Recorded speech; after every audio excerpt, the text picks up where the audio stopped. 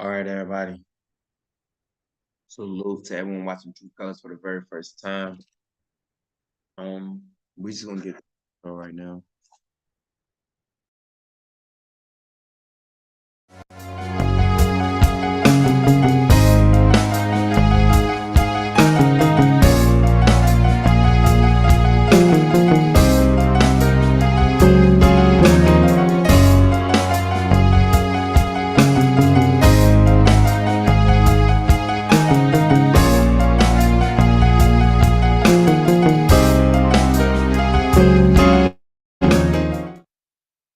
The Psalms. Revelations.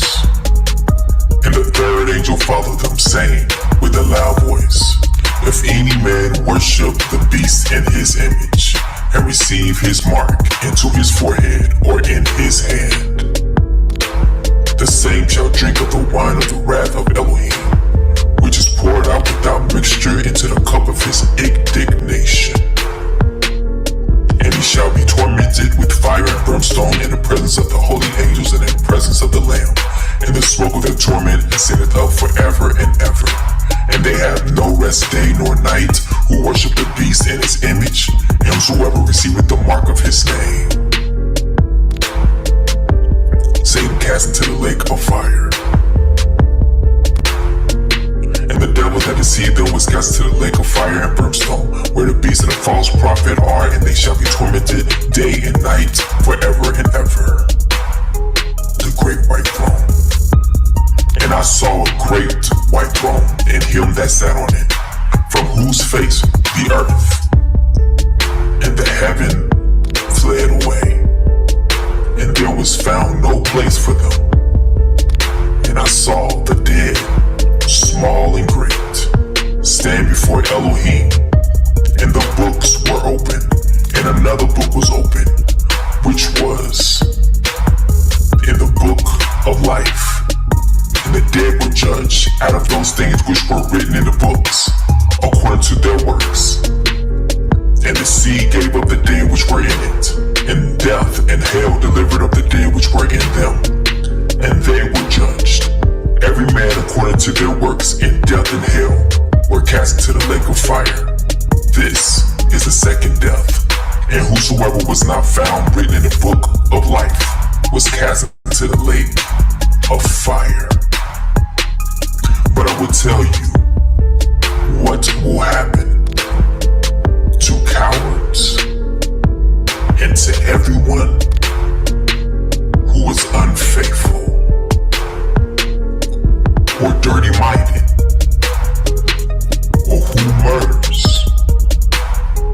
or is sexually immoral, or uses witchcraft, or worships idols, or tell lies. They will be thrown into that lake of fire and burning sulfur.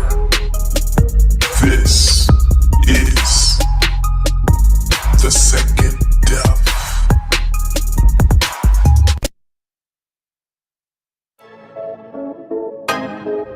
Your haters, not your haters, they're your fruit testers. Your haters, not your haters, they're your fruit testers. Hey, who I said your haters, not your haters, they're your fruit testers. Multitude like your haters, not your haters. Beats by the Psalms. Truth colors, truth colors, truth colors, truth colors, truth colors, truth colors. Hey, when you learn the truth, it will set you free. Many are held captive, stolen identity. But let me just shoot the breeze, release you from Satan's squeeze. He's all like enemies, no matter the color you see. That truth frame.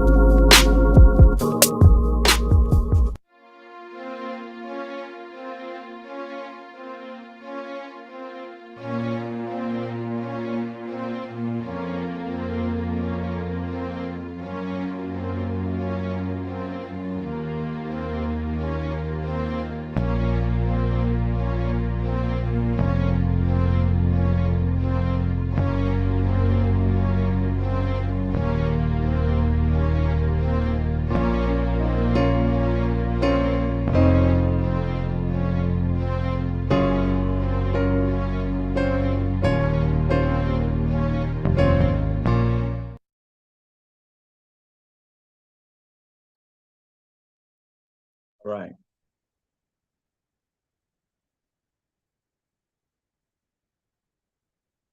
Okay.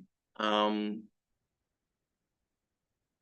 off of what Essiah or Messiah said to me, kicks off everything. And I mean everything. So everyone knows that October 7th, 1997 is when Messiah saw him. He spoke. Now look at the chain of events that takes place after he speaks to me. Now, mind you, our people are not going to be, per se, knowing who they are for the most part, right?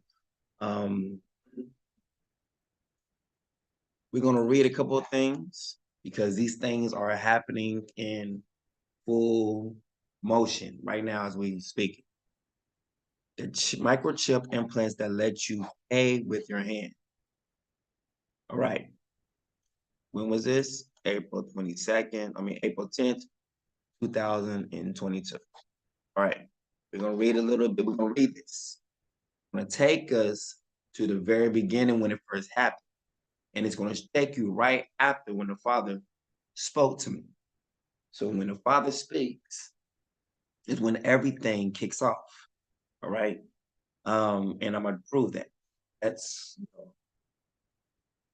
I'm going to show the video of this, of how people are saying this. I'm going to also show you when this person does an interview on the wealthiest person of the world. The wealthiest person of the world is literally going to be in with Satan, because you notice with there's three things with Satan. Like there's three frogs or unclean spirits that come out of the mouth of three people in the last days. So it's gonna be three people running the scene who is calling the shots for the most part. Someone else is with them, but there's gonna be three heads, of all this. Let's go. All right. Patrick Paulman causes a stir whenever he pays for something in a shop or restaurant. Watch what happens. This is because the 37-year-old doesn't need to use a bank card or his mobile phone to pay. Instead, he simply places his left hand near the contactless card reader and the payment goes through. This reminds the same thing when I showed on Endgame, right? He removed it. Let's go. The reactions I get from cashiers are priceless, said Mr. Paul, a security guard from the Netherlands. All right, so if you look into the Netherlands, whatnot, you start getting into the words of Neanderthal, right? So these were here, the Neanderthals. So Netherlands, Neanderthals, all that. That's where you start, those things come in, or almost Neverland, like Neverland, right? Let's go. He is able to pay using his hand because back in 2019, he had a contactless payment microchip where injected under his skin. The procedure hurts as much as when someone pinches your skin.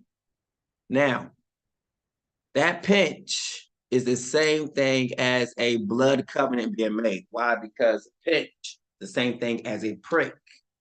Someone pricks your finger or pricks your hand. So a whole blood covenant is taking place. Let's go. Says Paulman. It shows something underneath. All right. That light that's in you is great darkness. So if that light that's within you is, is really bright, and then great darkness, right? This is great darkness. A microchip was first implanted. Do you see that part right there? Here we go, right there. Look how it kicks off. Straight from here. Boom. October 7, 1997. When does the first person who gets implanted happen? 1998. Boom.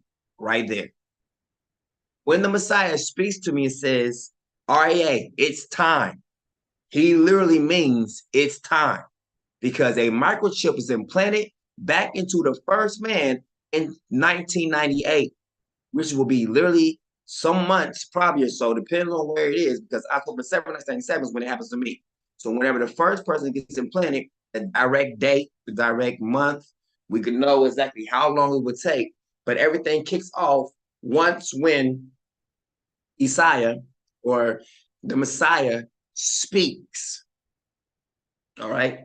So my testimony literally leads up to a great big ending, right? He already unspoken. A microchip was first implanted into a human being back into 1998. When? After I'm already sealed. So the sealed Yah is already on me. I've already been sealed. Now this new thing is coming in. The first time it comes in is 1998. But it is only during the past decade that the technology has been available, see, commercially. Now watch this. That ties in perfect. All right, so during 1997 is when this banner would be, in a sense, created, right? It won't become commercially used or used widely by other people until when it say people start putting the banner up. I want to say roughly around 2019, 20, 21. You get the point. So the banner's been around since I want to say 97 is when my hand did it or whatnot, but it's been around before then. But this is the seal that brings forth the end. So after the banner is made for the most part in 97, then this man gets chipped in 98. We say it says decades. It would take decades before this type of thing will become commercially used. The same thing. It will be a while, decades, before anyone will start to see that this is the banner take on it. And we're still having that problem right now. Just trying to show you from the time when the Messiah speaks to the time when things begin to kick off. Because we're going to see some videos, there's going to be speaking, and people who did some interviews with this one person and listen to the words that they're saying. I want you to hear what they're saying. I want you to see. I'm going to read it out to you, and I want you to clench on, this is it. You know what I'm saying? So, all right. So past decade that the technology has been available commercial. And when it comes to implantable payment chips, look who comes at that. British, Polish firm. Wallet Moore says that last year, it became the first company to offer them for what? For sale. No one will be able to buy or sell without what? These chips. Let's go. The implant can be used to pay for a drink on the beach in Rio, a coffee in New York, a haircut in Paris, or at your local grocery store. Says founder and chief executive Rotec Rota. Can be used wherever contactless payments are accepted. Now, everything first get rolled out, it don't immediately come and take over. So it's like, all right, when they release Windows 8, all right, Windows 8 is released optionally. You know, you can come and use it, blah, blah, blah. Maybe for a person who's probably using Windows 7, probably won't be outdated until maybe like 20, maybe like 10 something years after that. Sometimes it depends. But then sometimes they make your software. So if you using Windows 7 and that one is now using Windows 13, Windows 15, they'll make it to where your Windows 7 can't play or is no longer supported by the internet. Or if you do come on the internet, you're going to have a whole bunch of bugs because you ain't going to have anything that's going to be support Windows 7. What they're doing, they're forcing you to upgrade. forcing you to get with the program. It's going to be the same way. So when you start to find out that different places no longer takes or accepts cash because it's completely just dirty. And I don't want to catch any kind of things that can be spread through cash, blah, blah, or my body. So we just don't take it no more. But then you come out with a card. Well, we don't do card payments either because if that, bounces back or whatever, we don't want to deal with that. And sometimes cards is dirty too because where you come at. We need something where we don't have to touch it, but you're still doing it. It's going to be contactless payment. That's what we're moving to. Contactless. I don't want to touch it. You touch it. It's already on your body. Blue, blue. We're going about our business. Now, it's not that way yet, but it's going to be a push for it. And right now, we're at the door before they actually just let this thing come in. Most people are 100% with it. If you are in technology or anything like that, most people are 100% with it. Or now bringing up the scary parts of it. So, it can be used wherever contactless payments are accepted. Wallet Moore's chip, which weighs less than a gram, come on now, is a little bigger than a grain of rice, is comprised of a tiny microchip and an antenna encased in a biopolymer, a naturally sourced material similar to plastic. What? Mr. Paparota adds that it is entirely safe. When they say peace and safety, then comes okay. Has regulatory approval, works immediately after being implanted, and will stay firmly in place. It also does not require a battery. See, that's what they was running into at first. Running in batteries will not. But now they have to have a chip now where your body heat charges the chip. Require a battery or other power source. Firm says it has now sold more than 500 of the chips. The technology Wallet uses is near field communication, or NFC, the contactless payment system in smartphones. Other payment implants are based on radio frequency identification, which is the similar technology typically found in physical contactless debit and credit cards.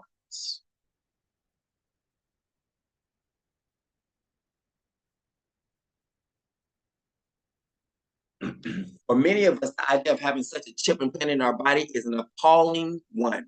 But a 2021 survey of more than 4,000 people across the UK and the European Union found that 51% would consider it. That's all they needed. If it was just 50, and or it's half. But they got more than half now.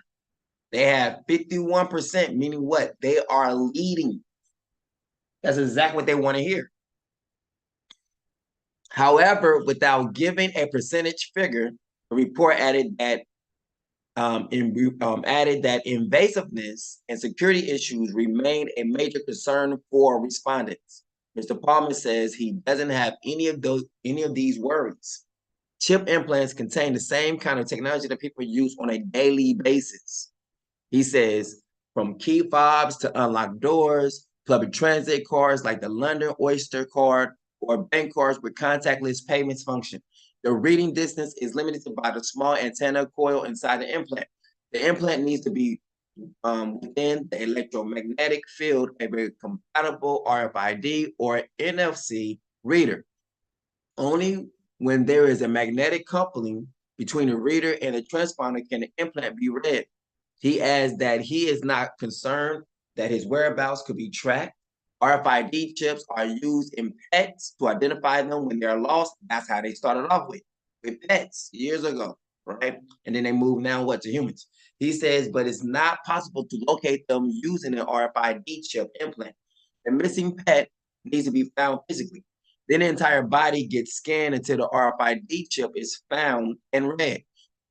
Yet the issue with such chips and what causes concern is whether in the future they become ever more advanced and packed full of a person's private data. They're already telling you what it's going to be.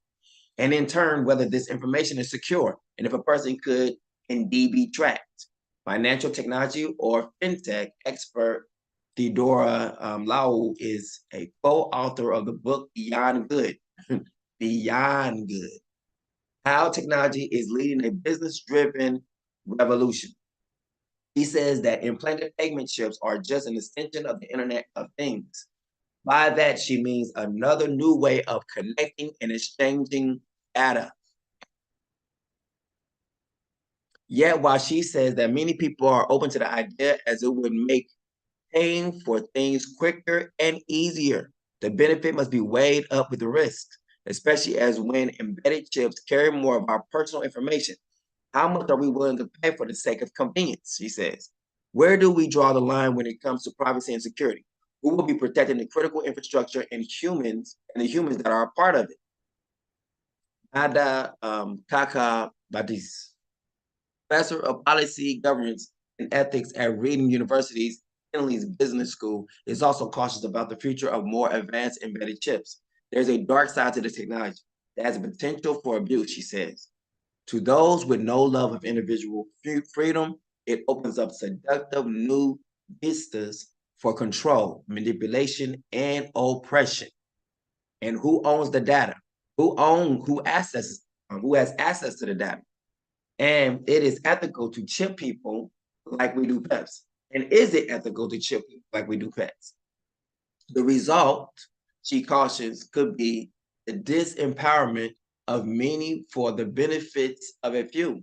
Stephen Northam, senior lecturer in innovation and entrepreneurship at the University of Winchester, says that the concerns are unwarranted. In addition to his academic work, he is the founder of UK firm Biotech, which has been making implanted contactless chips since 2017.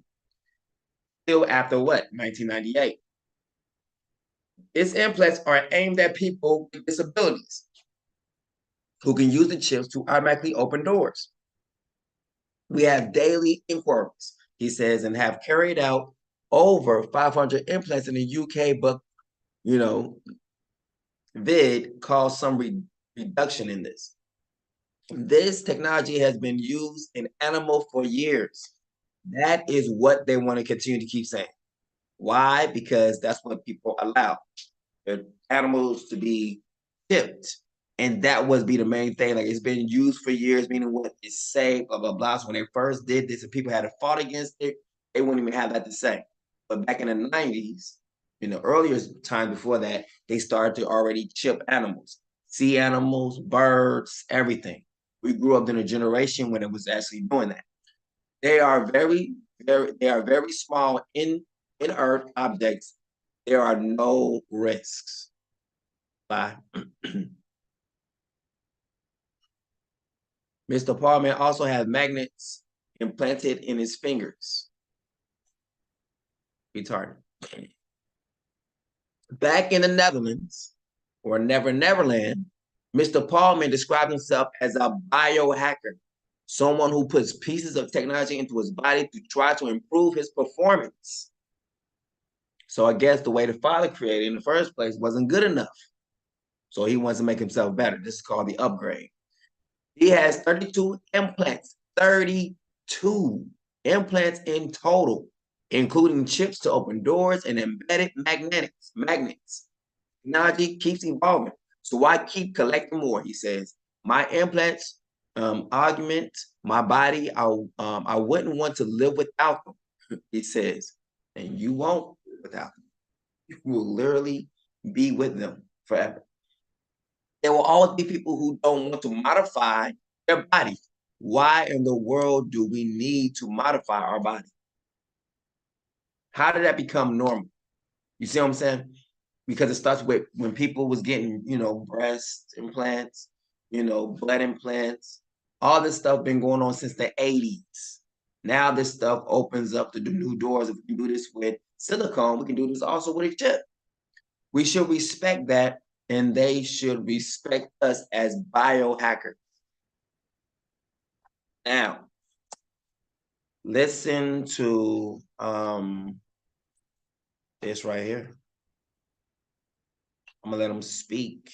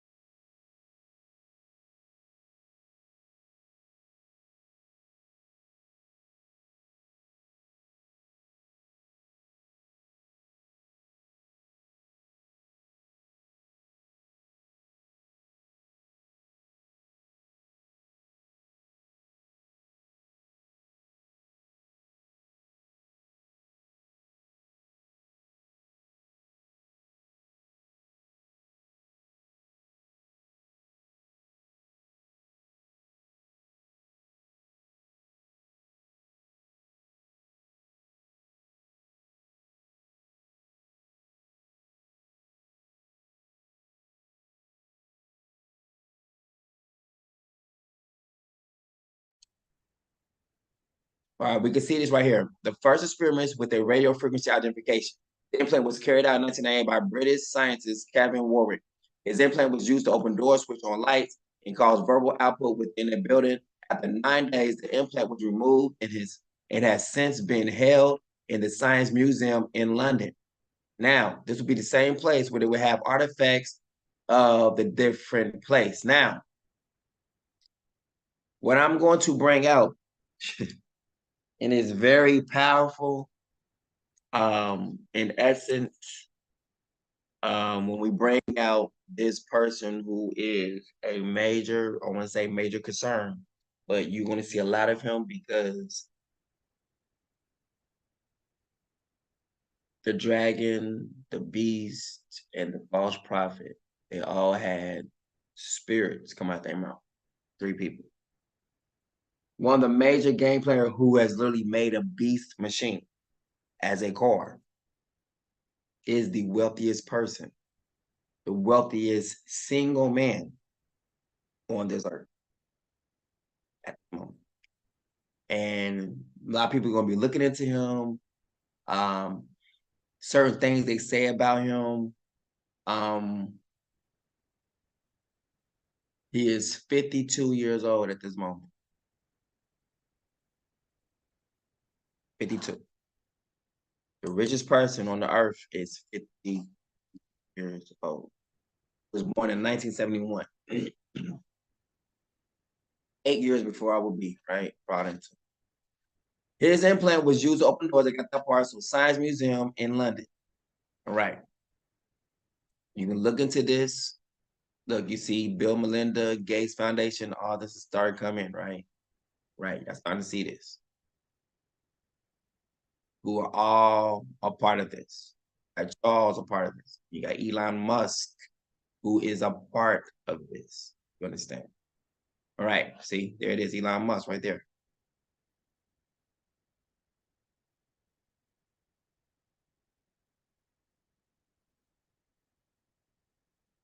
It's all here.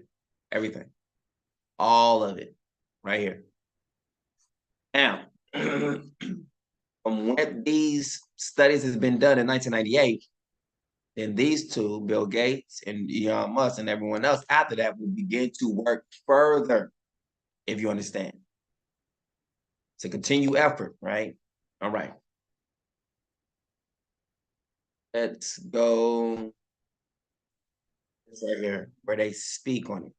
We're going to look a little bit more into Elon Musk, where he comes from, where he was born at, which is going to, turn some heads. People like, wait a minute, what? Yes, it brings up a lot of truth out. Let's go.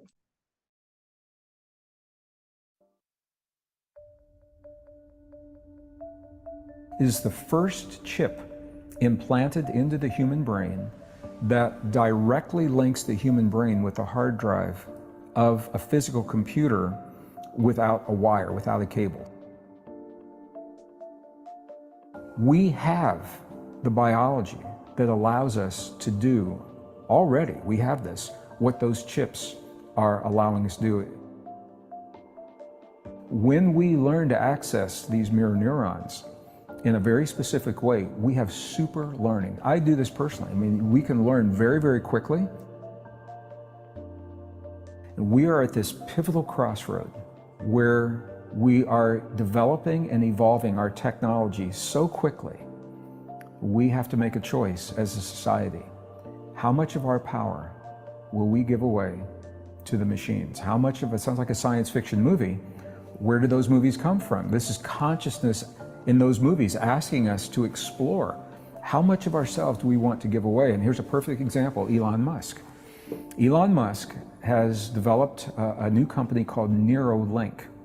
And his philosophy is not, and I'm not slighting him for this, because this is the way society learns, this is the way science learns, by pushing the boundaries. And Elon Musk is a brilliant man, he's pushing those boundaries. And I think he'll push them until he has pushback from society.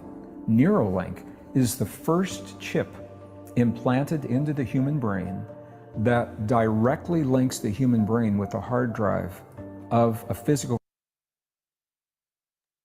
All right, so the first implant into the hand was in 1998.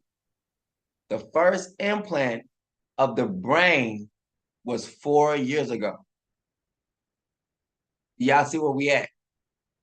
Okay.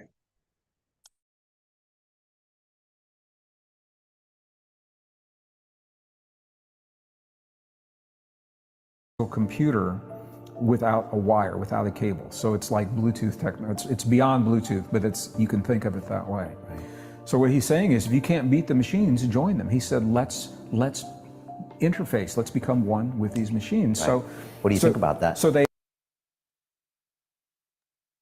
let's become one with the machines. Now, the word says, Father, let them be one even as we are one.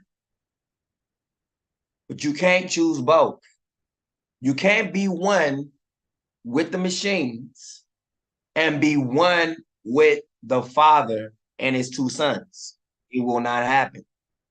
Father told me, which ties in perfect again, when the Father says, man will go to a place that I will not go.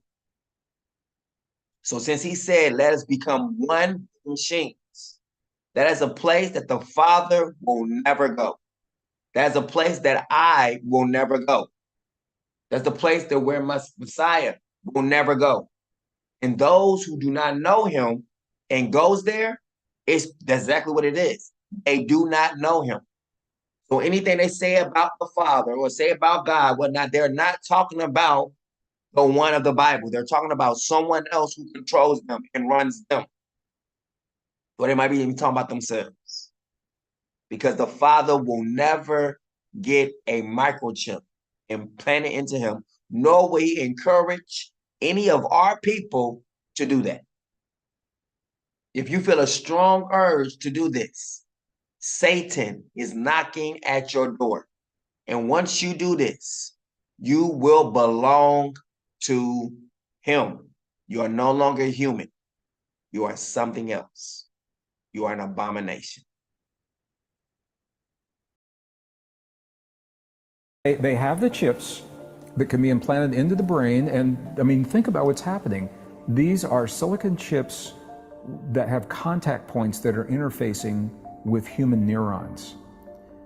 My personal feeling is it's a mistake. My personal feeling. I believe it's a dangerous path, and I also believe it's an unnecessary path, because we have the biology that allows us to do already, we have this, what those chips are allowing us to do if we awaken that biology. The Matrix is the perfect example of this. In the movie The Matrix, the people who were awakening into the new reality, when they needed to learn something quickly, they had a port at the base of their skull, and they would physically plug a cable into a computer, a hard drive, and they could download and learn programs very quickly. We have the ability to do right now through what are called mirror neurons. Interestingly, that is why the Matrix is about those who have already accepted the mark of the beast. They can't defeat the system. They're trying to defeat the system, trying to defeat themselves. They are the system. Neo and them, who is called also the One, which is also the same thing as Eon, which is also the same thing as, well, Neo, One, Eon. It was something else I seen as well. It'll come back to me. But it's all there in the name. You also got the name. Let me see. Yeah, One, which is like the One, and this is one is being shipped. Like he's trying to show you, like they just downloaded that system. Now, most people will probably take that because of that. Hey, I can learn something real quick. I can learn Spanish. I can learn another language. All I gotta do is download it into my system like a computer. mirror neurons are a specialized class of neurons in the human brain that don't know the difference between watching an experience and having the experience. So when we already know this, for example, this is why you can lie on your couch on a Sunday afternoon watching a soccer game or a golf tournament or whatever. You're lying down, but you're watching this and your heart's racing, your muscles are tense, you might be perspiring, you might be, breathing heavy, but you're just lying there. I mean, if you think about that, it makes no sense. Your mirror neurons think you're the one on the field. Right, which is why we watch. It is. And these are very powerful neurons, and they're also powerful in addiction.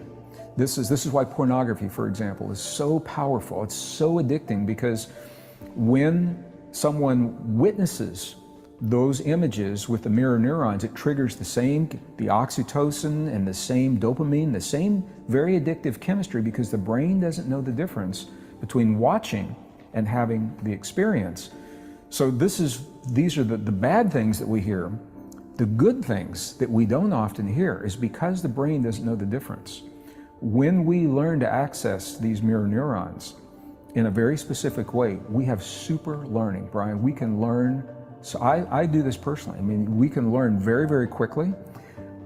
We can learn music. You can learn to perform the way another musician is performing. You can learn a foreign language very quickly. You can not only retain, but recall information. Very super learning, super memory, super retention, super recall from the mirror neurons. And here's the kicker. Those mirror neurons in the human brain are in the 6th layer of the neocortex that is made possible through a mysterious DNA fusion that happened 200,000 years ago. When we showed up, who or whatever is responsible for our existence, whatever's the source of the intervention that appears to have happened, made those neurons possible. And it gives us the ability, if we choose to access this potential, to learn and experience very, very quickly. We don't need to be physically connected to a computer.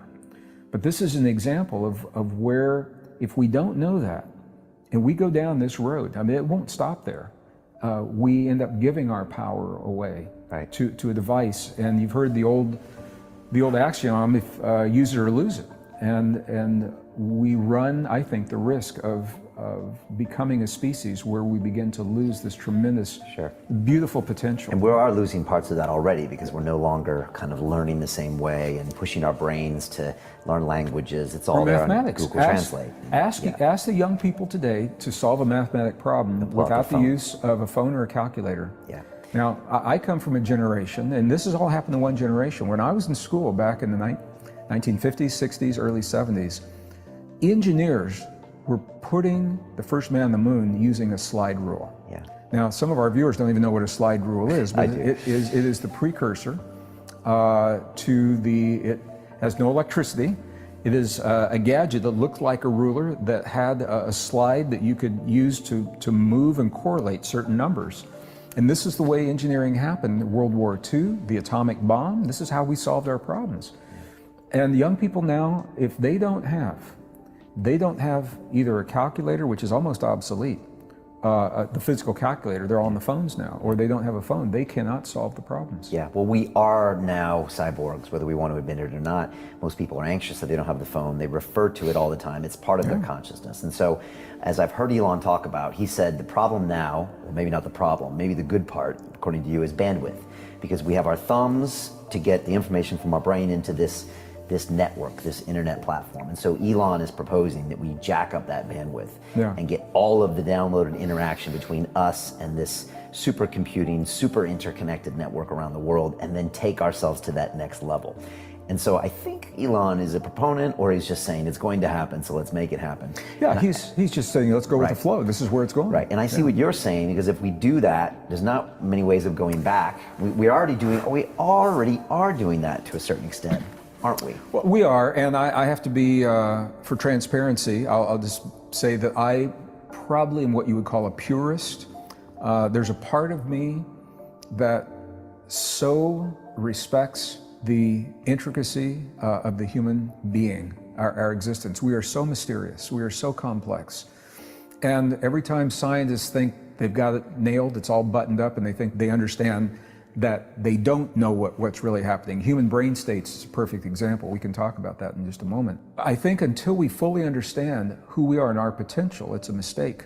Right, because we're closing off that door, we might not ever go back there. We're giving it away. It's a mistake to lose that. 50 years from now, there'll be the science fiction movie of the people that stayed away from the tech and the people that went into the tech. I think it is happening right now. That's exactly what you're seeing. And you know, some people go to extremes. I think the machines can be useful as tools. My caution is not to embrace them as a crutch, where we have to have them. Right. If a machine can tell me when I'm creating the conditions in my body to access this potential, then that machine is very useful.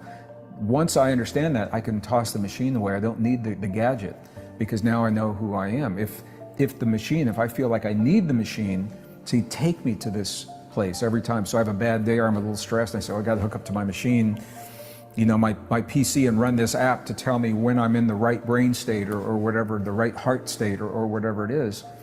And I think that's where we run the risk, and we have to be conscious. We have to be conscious and cautious as we do this. I'm tripping on a little bit because I wanted to go back. I'm not slighting Elon Musk.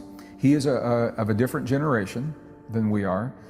He's an entrepreneur. He's done amazing things. He sees potential, and he says, let's explore this potential.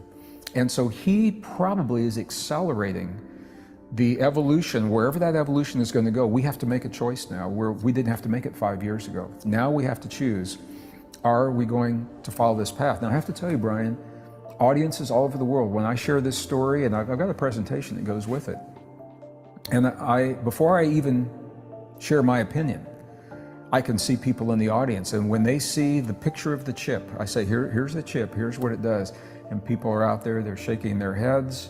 And then when I say, in my opinion, this is a dangerous thing to do, it's a slippery slope, I think we may not want to go here, people stand up and they applaud. Yeah. People, at least in the ilk that we are communicating with, believe that there is we're pushing a boundary, and it's a boundary they don't want to cross.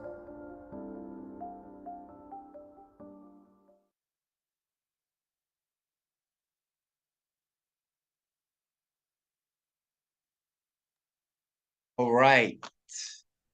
Now, let's get into this. Because we didn't know that King Charles, or Charles III, sues Elon Musk for not paying him rent. See how he's working closely with Elon Musk, and also who else? Gates, right? Elon Musk and Gates be going back and forth at it, like the little, tug of war.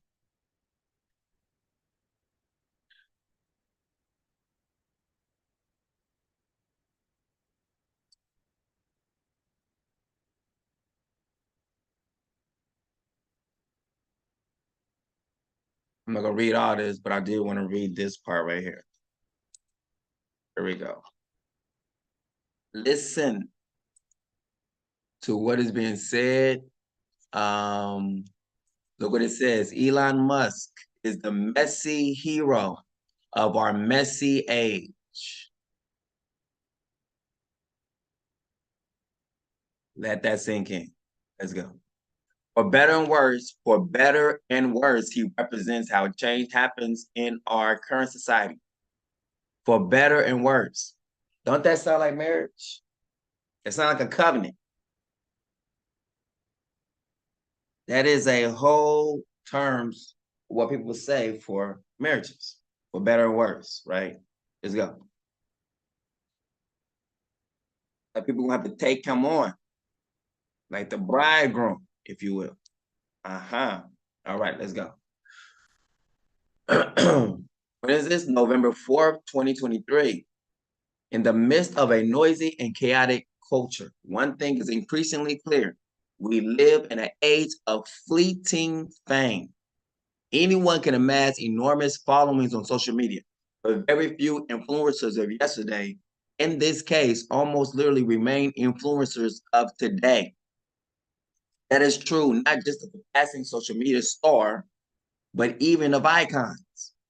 And even if they do remain at center stage, they are likely to confront strong backlash.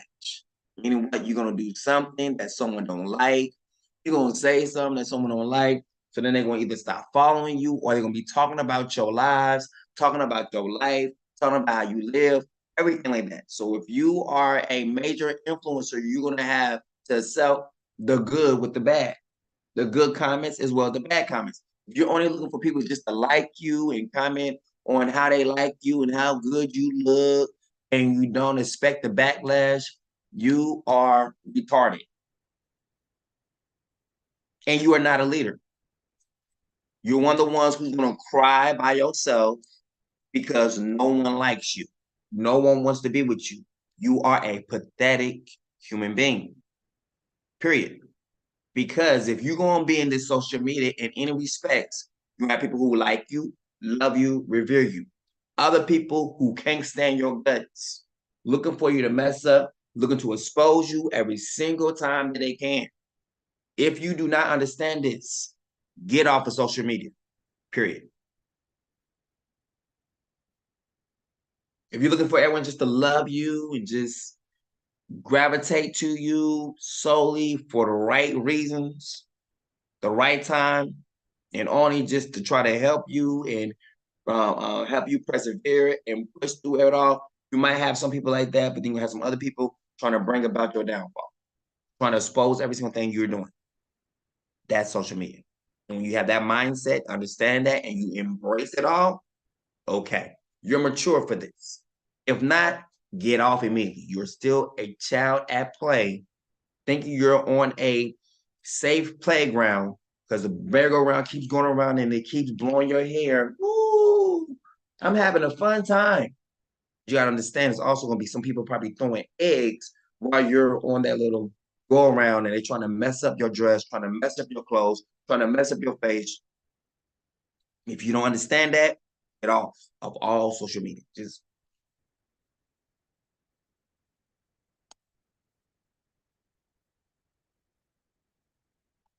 media is messy, very messy. Let's go. All right.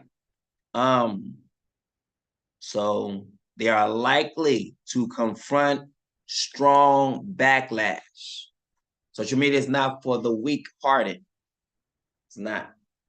We live in an watch this, heroic age. That means there's going to be a lot of people who are not heroes. A lot of heroes supposed to have some kind of structure, some kind of characteristics or different things that people like about them, right? And it says we're living in an unheroic age, meaning what? There is disrespect on every single turn you look at. We're living in a very disrespectful age, or at least an age where we seek to knock our heroes off the pedestal we recently erected. So same ones who literally will lift you up, talk about you as good. Oh, you're this, you're blessed, you're that, will be the same ones who will be actually bad mouthing you. Why'd you do this? Why'd you do that? Why this person shouldn't have did it, shouldn't have did that. Same ones who actually will be there to, in a sense, like will lift you up, praise you, honor you, will be the same ones who try to tear you down. Let's go. Now look at this part. This is a properly the case for Elon Musk, the South African born Musk, only 52 years old, has lived a lifetime of this cycle, from hero to tarnished icon, and all in less than 15 years. His story is by no means done, but he has already received within the 15 years more attention, both good and bad, than most people on this earth will ever receive, and far more wealth than all but a few ever could. There's no question that he is worthy subject of a biography titled simply Elon Musk. Watch this part though, I love this part. And published in September from one of the premier biographers of our days, Walter Isaacson. There is, however, a question of whether for all his fame and cultural impact, Musk, the man, is nearly as compelling as Musk, the icon. This man was born in where? South Africa. Let that sink in. Number one, he is born in the land.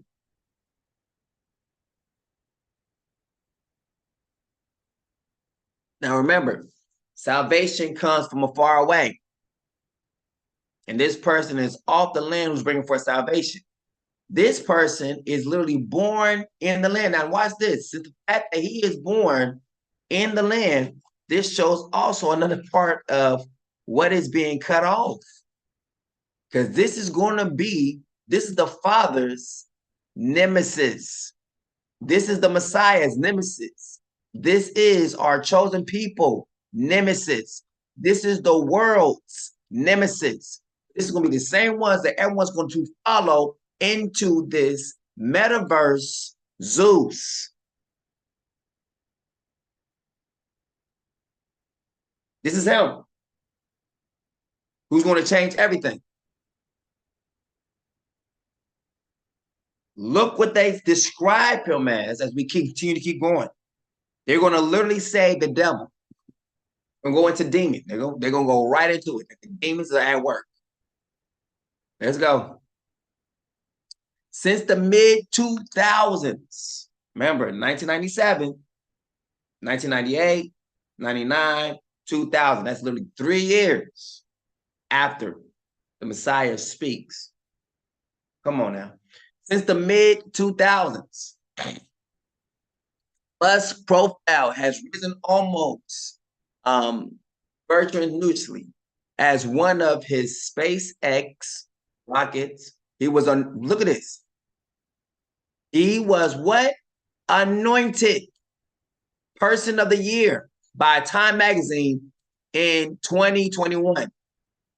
Anointed? Anointed. Coming from South Africa. And here's the word anointing coming out with this man. Anoint. Anointed means chosen one, ordained, smeared with oil, rub with oil, apply oil to, spread oil over. Holy office, a priest or a monarch. Samuel anointed him king. Samuel anointed him monarch. Samuel anointed him priest. I'm trying to get y'all to understand some things. Consecrate, sanctify, bless, ordain, hallow. So he's already been set aside for a special part. He's not anointed by the Father. He's anointed by something else. Am I starting to get your attention? He was anointed, which means chosen, set apart. Everyone got a part to play. He is playing his part. I guarantee you. It's he. There's people watching him play his part.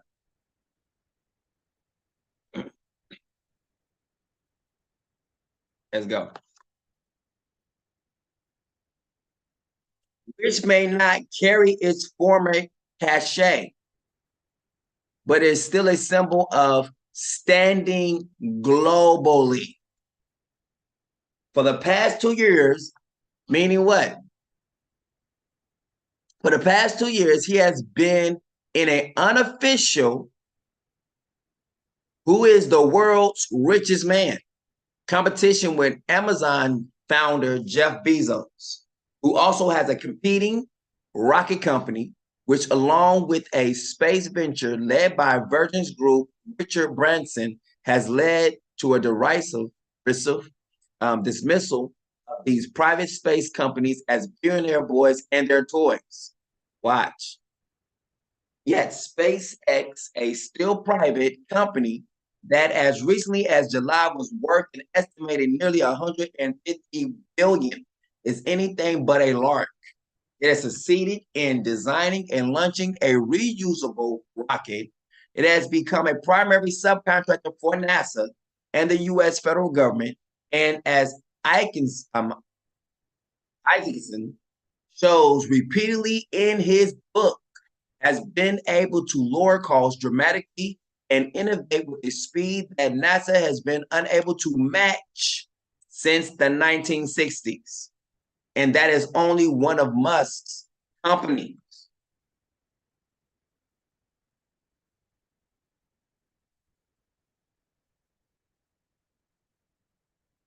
Isaacson has become a genius biographer in both senses. He has written a series of brilliant books about brilliant people who have shaped the world, from Leonardo da Vinci and Albert Einstein to Steve Jobs and Jennifer Doudna. Musk is both a natural next subject and yet not. To write the book, Isaacson ensconced himself in Musk's world for 2 years. That means he immersed himself. He submerged himself in Musk's world, meaning what? Like an actor or actress goes to study the person they're going to actually do a biography about in a movie. They have to pretty much shadow them, find out. He had to settle inside of Musk's mindset. He had to establish or settle in a comfortable, safe, or secret place. Install, establish, park, shut, plant, lodge, position himself in Musk's world. Dig in, curl up, snuggle up, nestle, spring, shelter, entrench, seat. He said I had to go deep into his world. And I just learned about him just seeing him. He had to come immersed in his world, submerged in his world. To write the book, Isaacson submerged himself in Musk's world for 2 years. And it's clear that the proximity of Musk did not make it easier to write about him. Isaacson has observed in interviews since the book's publication, watch this, is driven by demons.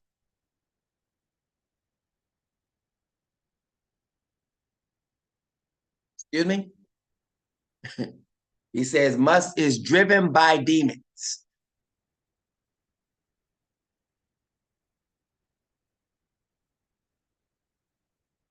Is a control freak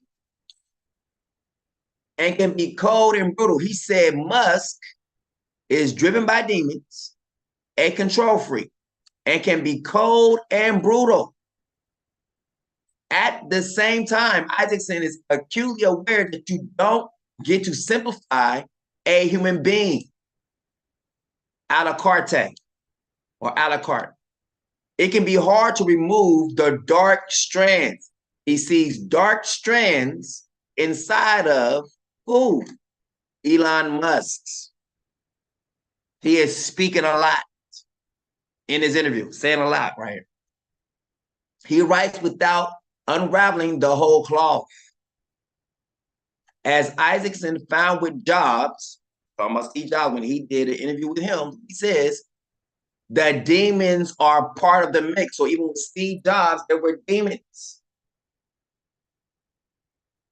All these creations, this creativity, this is coming from demons. This wisdom that's coming out of them is coming from demons.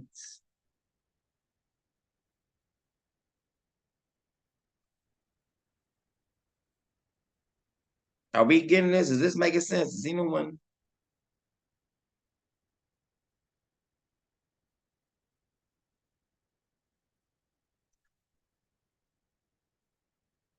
Demons are a part of the mix. And in the case of Musk, demons, they may be the crucial ingredient. He says demons are the crucial ingredient inside of Musk. His mentality, his mindset. So that means a neural link. The implanting of the brain is coming from what? Demons.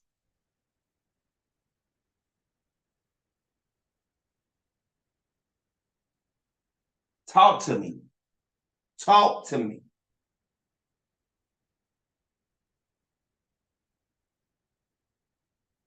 Without which there be none of the relentless drive that has produced Tesla. So behind producing Tesla is demons. SpaceX, demons.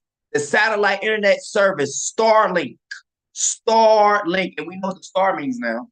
The Baphomet, which is 666, the number of the market beast. Remember, there it is right there. Remember I told you, the person who's coming, they're going to have this star, and this star is going to represent them. The number of this man, it takes wisdom. 666. This thing is called Starlink. No one else has that.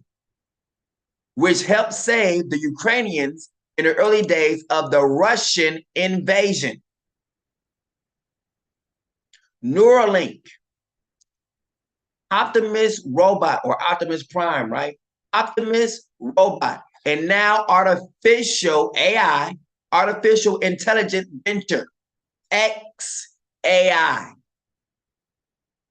And we said AI is what? The 666 too as well. We did that all in the video. There will also have never been the purchase of Twitter. Remember I told you that Twitter now goes by the name X, which is the same thing as the star, which is the same thing as 666, which is the same thing with ties in with Facebook, with Metaverse. Purchase of Twitter now called X.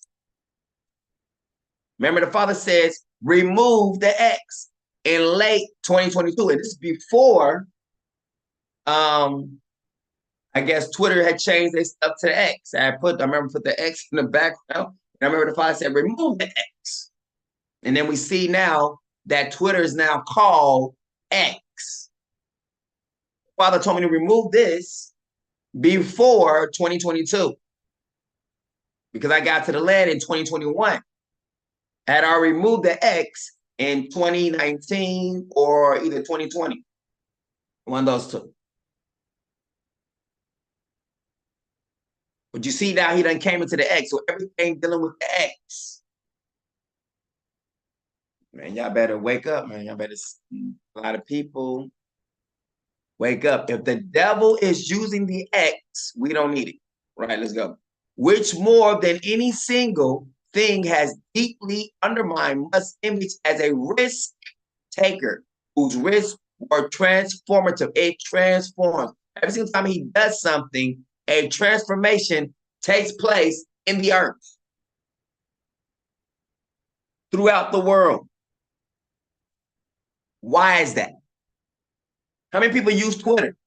And if he has control over it, that means he has your information.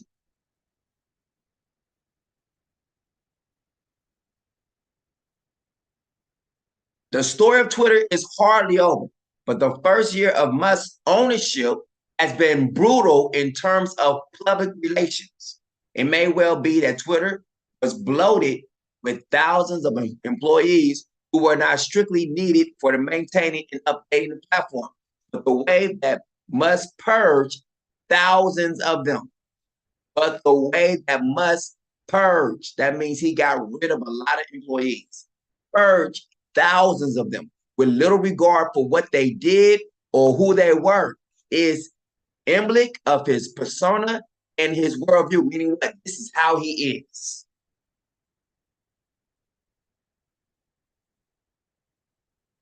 As he said to Isaacson after harshly critiquing a SpaceX engineer, physics does not care about hurt feelings.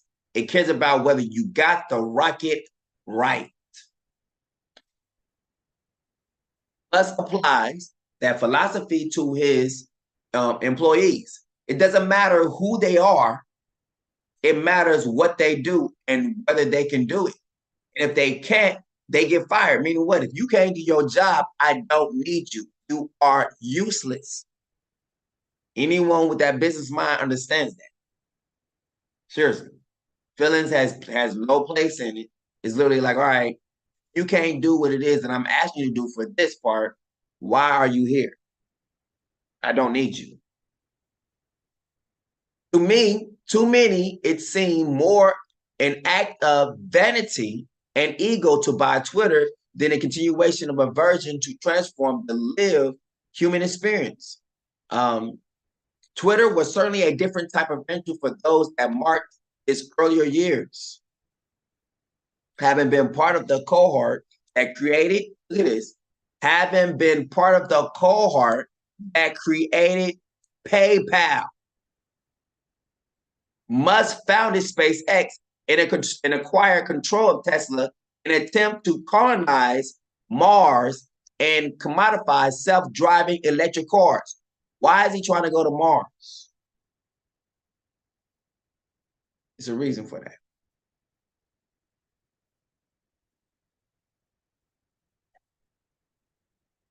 But he was part of the cohort that created PayPal. Self-driving electric cars. Those were heady ambitions. Life, Musk felt, was not just about solving problems. It also had to be about pursuing great dreams. And what dreams are greater than space, exploration, and the next generation of transformative technologies and artificial intelligence. He will be with all of the watchers. That's all space exploration is all about.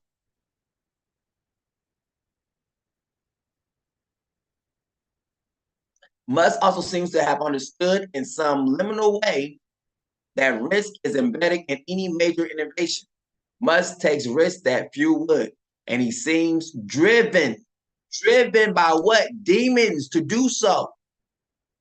Driven by the devil to do so. Look at that. He's driven by Satan himself. Because Satan would be definitely one of the evil spirits that we see in the scriptures. And the evil spirit came out of the mouth of the beast, came out of the mouth of the dragon, came out of the mouth of the false prophet. There is much in Isaacson's book about Musk's childhood, his difficult father, and how he was thus shaped. Of course, many millions and maybe even billions of us humans have difficult upbringings, which cannot alone be a cause of future greatness or future failure.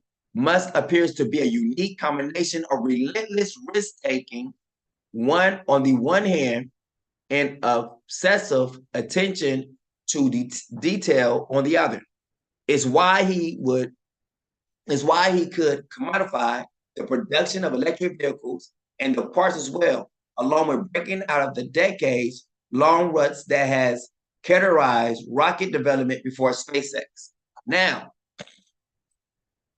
I'm just probably going to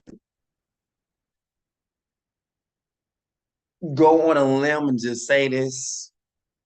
All right, so for those who've seen the movie Upgrade, there's one person who created this thing called STEM. It was like a chip that's being put it into a person's vertebrae. And it's for paralyzed people who can't walk. STEM comes in and causes you to be able to walk, move your functions and everything. Now, STEM was the one who actually also, after it was created, he began to control the person who created him, which probably encouraged them to do what? Or put a chip. Now, STEM didn't speak with his creator, but he spoke to the one who he was inserted to, because STEM wanted his body for his own. Same thing like the Holy Spirit, if you will, the Lord of hosts, if you hear that, host, Lord of the host of this body. Now I saw the Father himself living directly in the belly of my body. Now my body is protected by the Messiah. He is literally the body. So the Messiah is the body of what I can see in my hands, my feet, everything. He's the body, literally. Me, I was placed by the Father as the head, the one who makes the decisions, the one who has judgment given to him for what our body does, if you will. So, Father's in the middle. A brother is literally the body. Like, so inside of this skin is another layer, and it is completely the word. That's all it is. And I saw that from the inside out. Like I saw inside was the word that made up the body. And the Father sent me to the brain to think, to see everything, hear, to speak, all of that. So I become the face of them, if you will, face of them. So Elon Musk is also going to be the face of this new frontier that man has never been before. The Father's not going there at all. The fact that he's born in South Africa speaks volumes as well.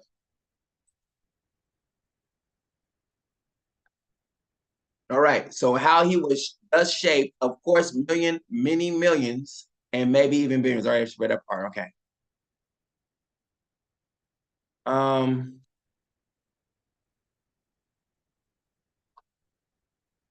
Driving and space travel share a crucial commonality. If you get them wrong, you die. They offer mortal risk that Twitter just doesn't. Musk is willing to gamble, but he's not reckless when it comes to his core businesses. His attention to detail is extraordinary. He has said that he will not ask anyone who works for him to do something that he would not. That's what he just said. And this is what I was going to bring out. I believe himself that he has been already chipped. And whatever's in him is controlling him. Whatever's in him is giving him the ideas. Whatever's in him is causing him to bring forth all the stuff he's bringing forth because it's in him. The same thing. The banner, all these things that I'm bringing forth is coming forth from the Father. So just as the Father is leading the different things, the songs that come out of me, the music, the different designs that come out of me is being led by the Father. The same thing with him. This man has probably already says, I will not ask people or my employees to do something that I would not do. So if he asks his employees to get chipped, that means what? He himself already been chipped or will get chipped. But most likely, for him to be controlled in this manner and driven by demons, something is in him already.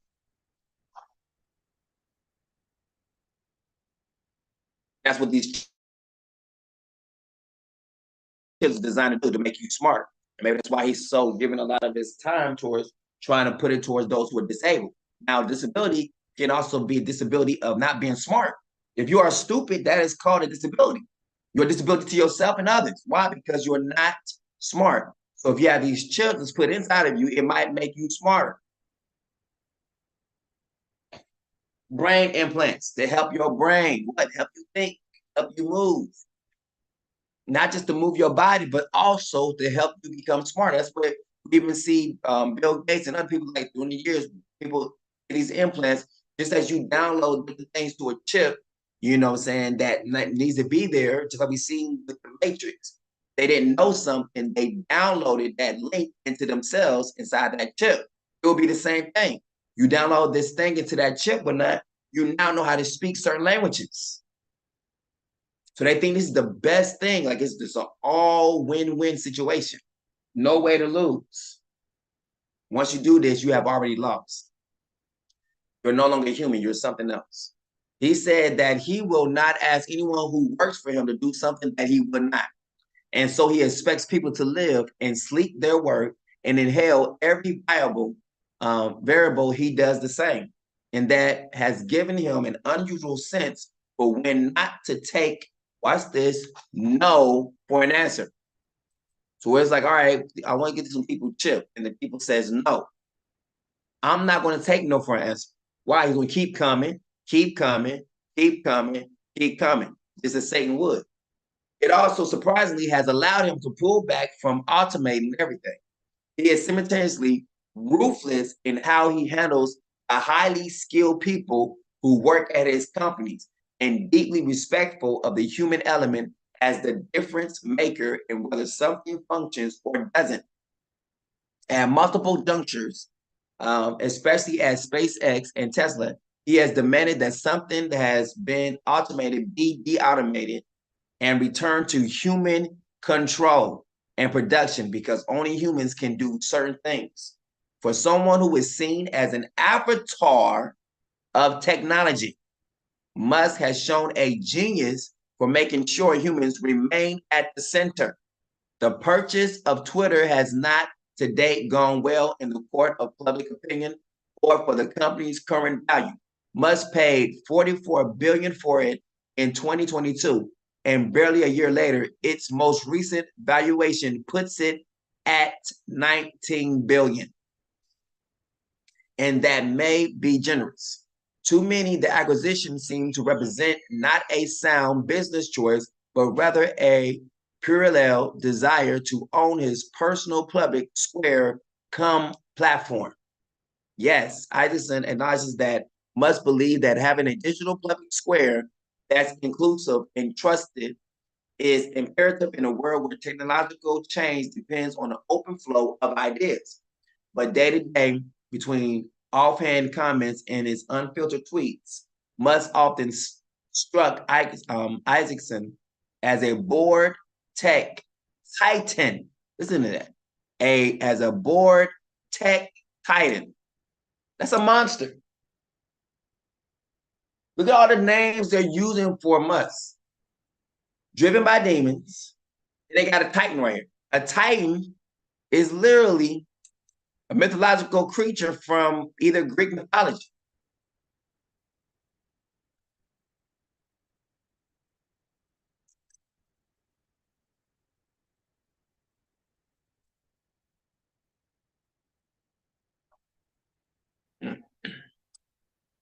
Titan.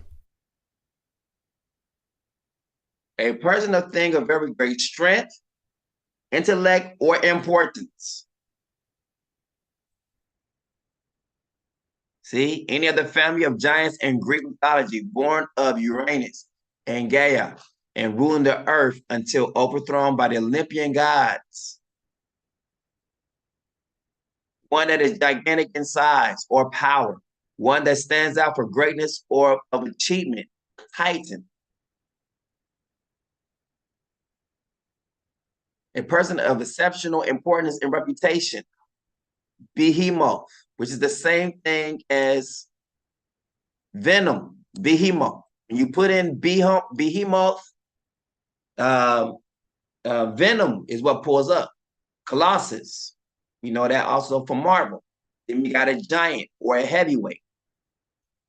Oh, he's strong, mighty. What is a Titan versus a god? See, what's the difference between a god and a Titan? The Titans were gods, but they lost whatever Titan Machi and were banished to the underworld. Why were they banished to the underworld? Titans were banished to the underworld. Though many of the Titans were still influential, for example, Themis maintained the balance of the universe. This man is being called a Titan. Why? Because that's the bloodline. Let's go. A Vortex Titan prone to bizarre rants against adversaries, real and invented. One of the challenges of characterizing events as they're unfolding is that there's a lot of noise that may or may not matter in the greater scheme of things. It's fascinating to peer over Isaacson's shoulder as he peers over Elon's. But what will matter in 10 years is whether Twitter X actually does become a more functional digital square that manages to connect people globally to both ideas and commerce. You will not be able to buy, sell, trade without. Musk has made a hash of it in the first year, but this story is in its early days, and Musk's past legacy suggests that it would be a mistake to assume that it's destined for failure. Isaacson, Musk is a difficult person with a chaotic personal life and a fair degree of emotional dysfunction. Listen to what he's saying, that he has went into deep to find out about his man. He done talked about his emotions. Say he is emotionally dysfunctional. It raises the chronic question of whether we have collectively structured a society where only those obsessively driven and often to a degree that is unquestionably emotionally unbalanced can produce meaningful change. For every Musk, there are legions, legions of people of equal ambition who live unrequited lives because luck and fate do not break their way. And for every Musk, there are legions of more balanced souls who treat those around them with kindness and compassion and do not rise to the level of transformative, disruptive, nor wish to. A contemporary biography of Musk cannot help but be a first draft of history. It will be instructive to see how later generations look back at Musk, whether he will prove to be a meteor who burned brightly, briefly, and then faded, or whether he set something in motion with his various companies that led to the next wave, watch this, of human change. And how we get from point A to point B, or point A to B, whether by car or by rocket or through our neural networks. For now, Musk is a Rorschach test and an uncertainty principle, who is very much a kaleidoscope and subject to the eye of the beholder. He is all that is good in technology and all that is flawed. He is some electable mix of our best and worst. And in that sense, he is very much the messiest hero of our very messy age.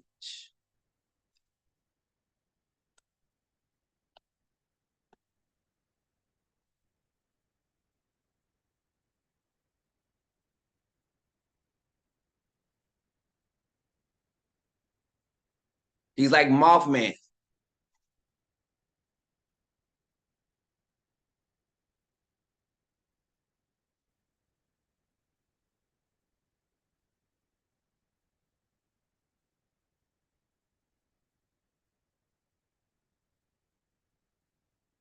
little ink blots, like little Mothman. You know what I'm talking about? How they be doing in psychology or be, how you feel right now? What do you see in this picture when they do these little different ink block messages, these images?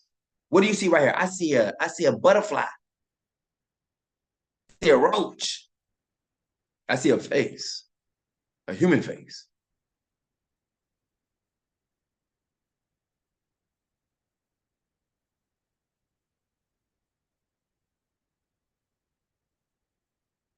All right. Look, this last part we're done.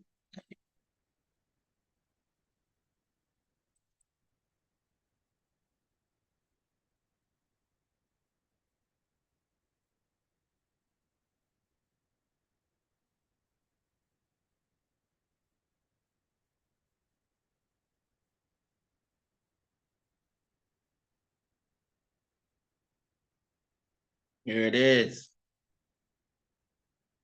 Revelation 16 and 13.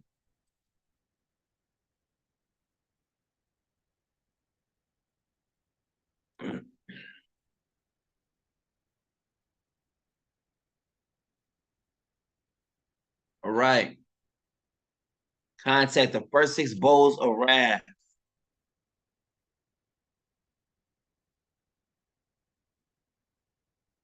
We could probably start at the bottom and work our way up. Okay. Then every island fled and no mountain could be found. Well, actually, my bad. I think we gotta start right here.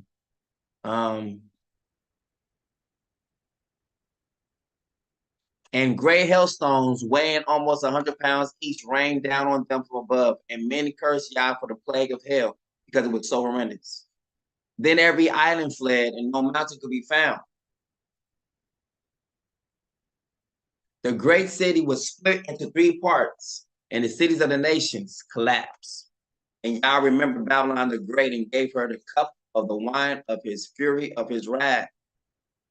And there were flashes of lightning and rumblings and peals of thunder and a great earthquake, the likes of which had not occurred since men were upon the earth. So mighty was the great quake.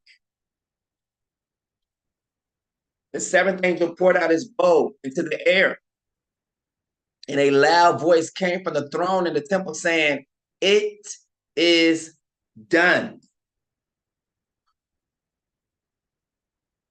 And they assembled the kings in the place that in Hebrew or Igbo is called Armageddon. Behold, I am coming like a thief. Blessed is the one who remains awake and clothed, so that he will not go naked and let his shame be exposed. These are demonic spirits that perform signs and go out to all the kings of the earth to assemble them for battle on the great day of Yah, the Almighty. And I saw 3 unclean spirits that look like frogs coming out of the mouths of the dragon. That is a person. The beast, that is a person. And the false prophet, that is a person. That means every single time these people open their mouths, it is driven by demons. We just got through seeing them right about Elon Musk and Steve Jobs saying that their work or their mouths, their thoughts is literally driven by demons, driven by unclean spirits. I mean, like Elon Musk in the world said this today, that would be an unclean spirit coming up out of his mouth as words. Anytime so-called Prince Charles speaks, unclean spirits. Anytime Bill Gates speaks, unclean spirits. Am I making sense on that?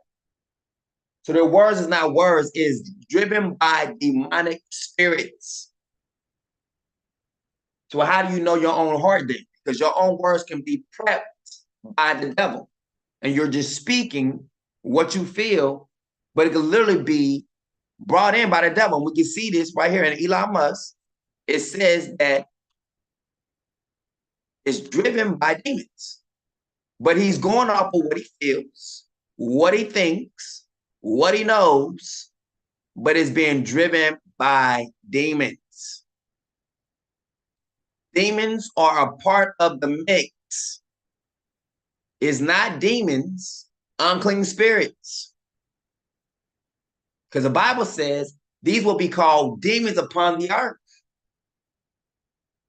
Unclean spirits. The children of the watchers.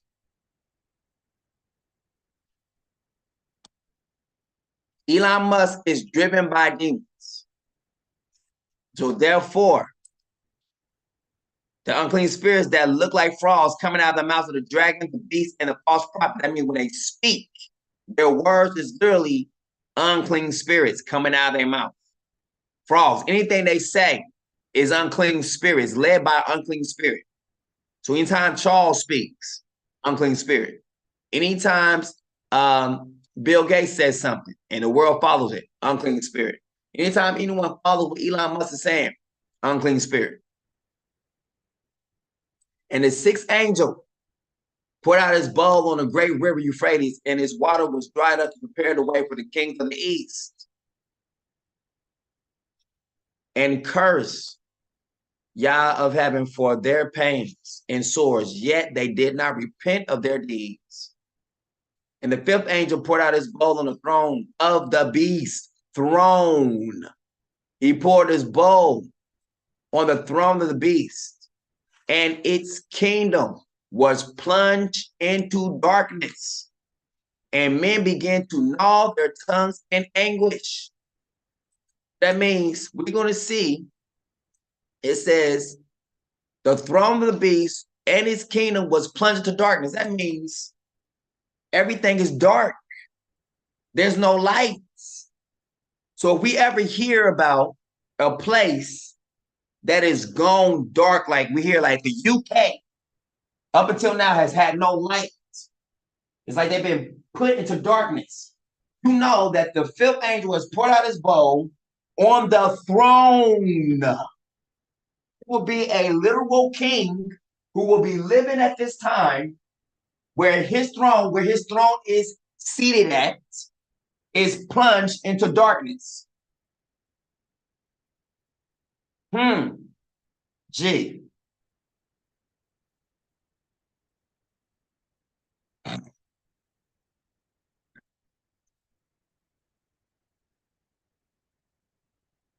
And the people were scorched by intense heat, and they cursed the name of Yah, who had authority over these places. What? The name of Yah. They cursed the name of Yah, who had authority over these plagues, yet they did not repent and give him glory. That means there is one specific name that is used in these plagues. The name of Yah, the name that he's doing these plagues by, is being done in a specific name. So that'll be the name of Heart of Psalms. These things are being done in the name of Heart of Psalms, and they will curse that name. The name of Heart of Psalms, who had authority over these plagues, and they did not repent and give them glory.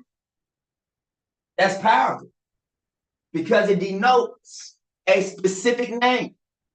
There's a specific name that's causing forth these plagues to be brought forth. That means not every single name that people call the Father will be used to bring forth these plagues.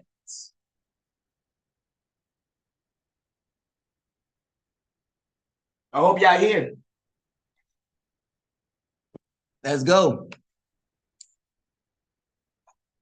Then the fourth angel poured out his bowl on the sun, and it was given power to scourge the people with fire. Do you know what that means? That means set people on fire. That means people can become combustible heat. Scourge the people with fire. That means they're going to get sunburn. People are going to be receiving sunburn. Burns from the sun. They're going to try to cover themselves over with that, sunscreen, trying to be black, And even if you are black, you won't be protected from the sun in certain areas. But the Father does promises for those who are with him that you will not be burned by the heat. You will not be scorched by the fire, scorched by the sun.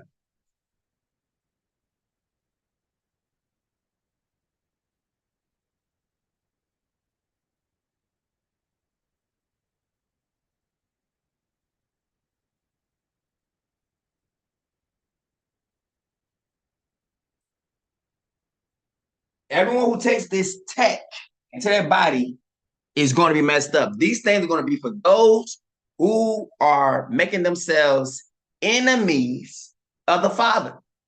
If you are one of the people who are taking on this tech and you are literally trying to become one with technology, then you are going to burn. But you ain't going to die. You're going to be tormented.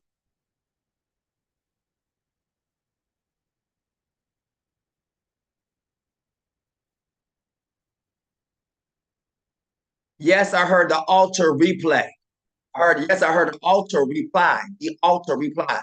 Yes, heart of Psalms Almighty. True and just are your judgments. Look, and I heard the altar reply. The altar speaks. It didn't say someone on the altar. It said the altar itself replied.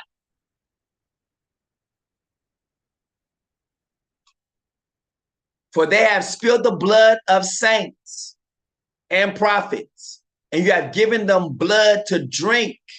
You have given them what? Blood to drink, as they deserve. Now, who have killed and spilled the blood of saints, which is the blood of the chosen people? And out of those blood of the chosen people will also be the blood of the prophets. You have given them blood to drink as they deserve. So every single person who is killing black people, black chosen people, the black chosen people are the blood of the saints. The chosen people.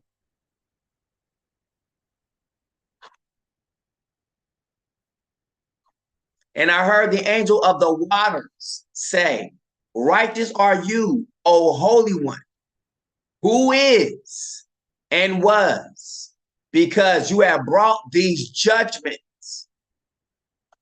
Look at this. O Holy One, who is and was. That is someone specific. Let's go. The third angel poured out his bowl into the rivers and springs of water, and they turned to blood. These are doing these things as they're being told to do them in a certain name. The second angel poured out his bowl into the sea, and it turned to blood like that of the dead, and every living thing in the sea died. So the first angel went and poured out his bowl on the earth, and loathsome, malignant sores broke out on those who had the mark of the beast and worship its chip, its image. Had its star. Then I heard a loud voice from the temple saying to the seven angels, go, pour out the earth. Go pour out on the earth the seven bowls of Yah's wrath. Look at this. Then I heard a loud voice from the temple. Now, the Father told me, he said, son, which sanctifies which? Let's add that part. Does the gold sanctify the temple or the temple to gold? This is the same thing that the Father said to me in Matthew 23:17. Will said, But look at the words that the Father said. The Father said to me, temple. And the temple, they were saying, was the banner, the owned by Yah banner. The man was saying, if I accept color for the logo, which is that in the background, the hands raised, going across and everything. He said, if you accept color for this logo, you won't be fully protected. So we're calling it logo. You know, I'm talking to the lawyer. He is saying logo. I am saying logo. That is the lawyer term that we were talking about. This, we were trying to get a trademark for this logo. And I want to get the whole thing trademarked because this is what the Father gave me. But then when he come at me and says, don't choose any colors, and I'm like, wait a minute, hold up. You're trying to take what the Father gave me, and I'm getting upset. I'm pissed off about it. I'm like, you ain't about to take this from me. We need the color on it. Why? Because it can't, I put the color on there, and therefore the colors represent something. They mean something. Every single color that I had on there meant something. And so I was like, you're not going to take everything from me. He says, okay, I'm not trying to take anything from you. I'm just trying to protect your assets. I'm trying to give it the full protection that it needs. But if you claim color, you can't have it. I don't get this. So I'm going off on him like he's trying to take something from me. After a while, the man gives up. I'm like, well, forget it, fine, whatever. You want to claim color, then collect it. And if someone else want to actually take your stuff, don't say nothing to me about it. And I'm like, ain't no one gonna take nothing from me because it belongs to me because it's in the color. He said, but I'm trying to tell you, if you don't take the color, then you have more of the full protection versus you claiming color for this image. It's not sinking in. So we get mad at each other. He get mad at me, whatnot. And then I'm like, fine. He's like, fine. He said, just leave the color. I'll put it down there for the colors. Soon as the phone hangs up, the Father speaks to me. He's like, son, he said, which is important? He said, is it the gold that sanctifies the temple, or is the temple that sanctifies the gold? I was like, it's the temple that sanctifies the gold. He said, that's exactly what the man is saying. He said, if you claim color like the gold, it was like he's saying, don't claim it. The most important part is the temple. Now, the temple is this. It's the image going to the chains. This is the temple. And the Father says, this is the most important part, the temple. Now, the color, which represented also the gold on the temple, is important, but it doesn't sanctify or make it what it is. It is the temple itself and that sanctifies the gold. It is the temple itself that sanctifies the color on the banner, if that makes sense. So now we're seeing something in Revelation that says, a voice came from the temple.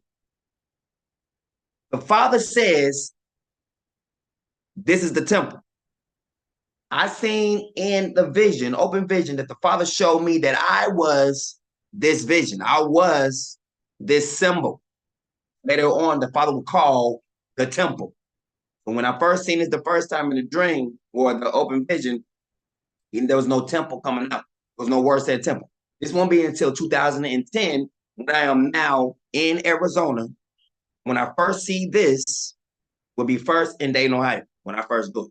And then the Father will bring this again in Kentucky, where he would tell me to go and make this as a logo, get it trademarked. And then it would be done in 2010 while I'm actually getting this thing done. The Father will now be refer to this image that's been raised up in the back as the temple. Now we see in Revelations, a voice came from the temple. And I know that because the Father told me that this was the temple, which would be the same thing as the Ark of the Covenant.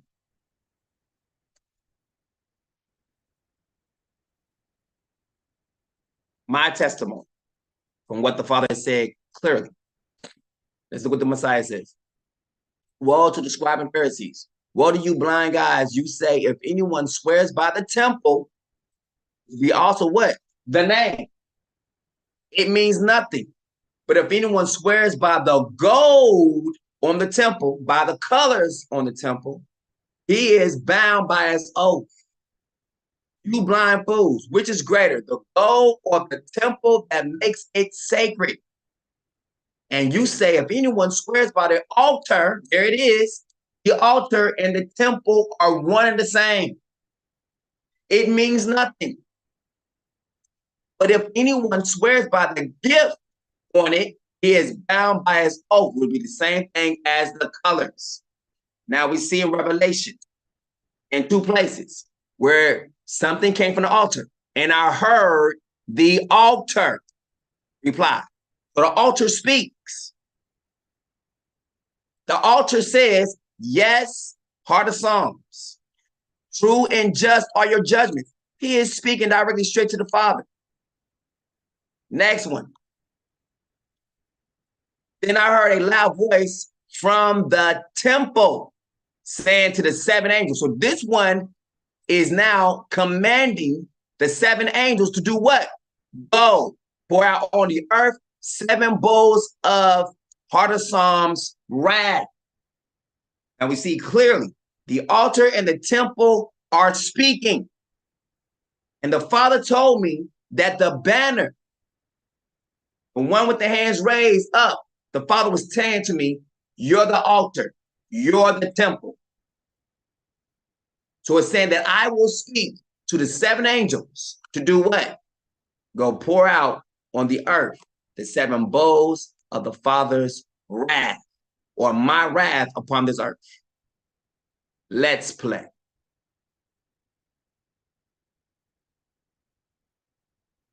And look what the angels are saying to the one whom they actually obeying and doing it. They're calling him, righteous are you, O Holy One, who is and was, because you have brought these judgments.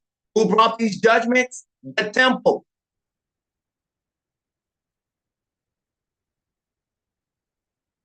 For they have spilled blood of saints and prophets, and you have given them blood to drink as they deserve. Who did this? The temple gave blood to the people to drink as they deserve. And I heard the altar reply, yes, heart of Psalms, Almighty, true and just are your judgments.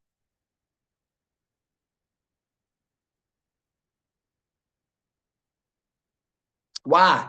Because the Father is inside of the temple. I will make him a pillar in the temple.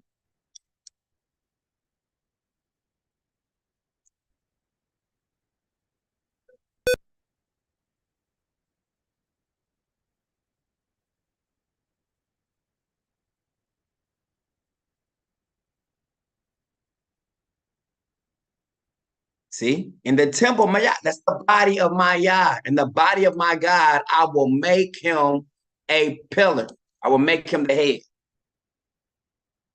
Here it is again. The temple is a person. There's a voice coming from the temple. The one who is victorious, I will make a pillar in the temple of my Yah. Never again will they leave it. I will write on them the name of my Yah and the name of the city of my Yah, the New Jerusalem, which is coming down out of heaven from my, the Creator. And I will also write on them my new name. That's just to say him. Everything is him. Him. Meaning what? There's a voice coming out of the temple. Him is the temple. Is that same one, the altar, which is the temple. So look up our altar, you're going to find the word temple as well. Holy place. Altar. A place where the altar is a crispy hewn block of granite, is or offerings to a deity.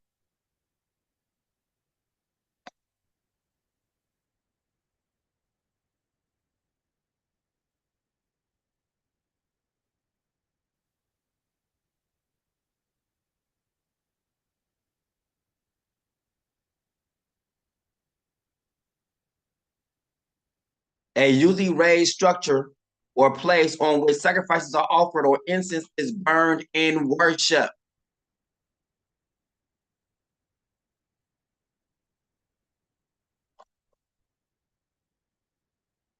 What's another word for temple?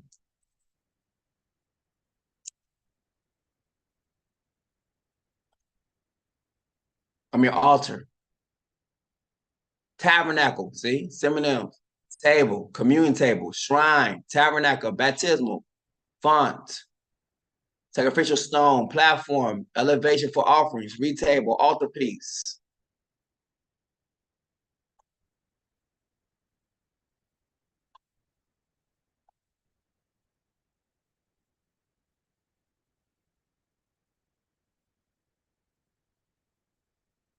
Pulpit, stand, stage.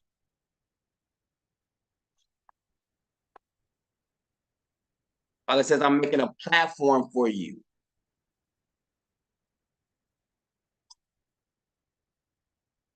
Holy place.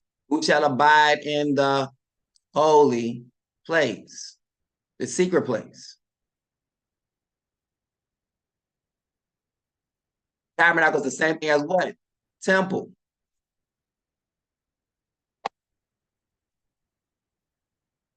So here is this sanctuary. Thank you. Father did that for a reason. Sanctuary. Holy place. Holy table. People call it the church. Say, we are the church, right? This person is the altar. This place is the hallowed place. Hallowed be thy name.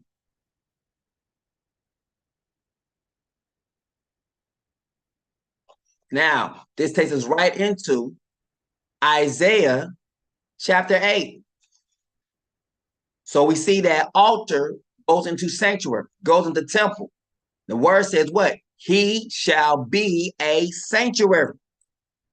This is the same one who is calling forth the plagues upon the earth. He shall be a sanctuary. Isaiah 8.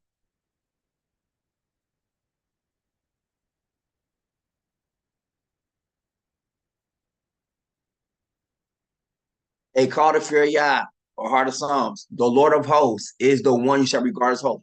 Heart of Psalms is the one. Heart of Psalms, who is the Lord of hosts, is the one you shall regard as holy. Only he should be feared, only he should be dreaded. And he will be a temple, an altar. Come on now. Y'all can see it. I know y'all can see it like, dang, there it is. Like, yes. He shall be a sanctuary. It's the same one that's in Revelations, bringing forth the curses. And the angels listen.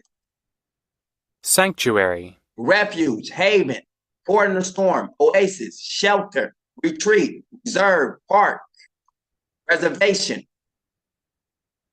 He shall be a home. So sanctuary is the same thing as home, and we will make our abode with him. We will make our sanctuary with him. We will make our home with him. Scripture again. We shall make our home with him. We shall make our home with him. Bam, right there.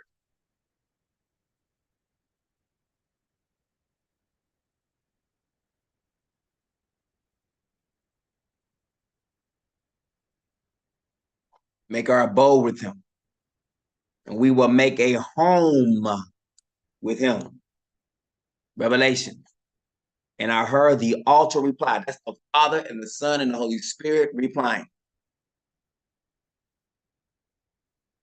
And I heard a voice from the temple. I will make him a temple, a pillar in the temple of my Yah. There's a body that is speaking. A person is speaking here. Is the temple. A person speaking here who is also The same as the temple is the altar, which is the same thing we see right here is the sanctuary. Where the Messiah himself, it says, we will make our home with him, our sanctuary, our altar with him, our temple with him.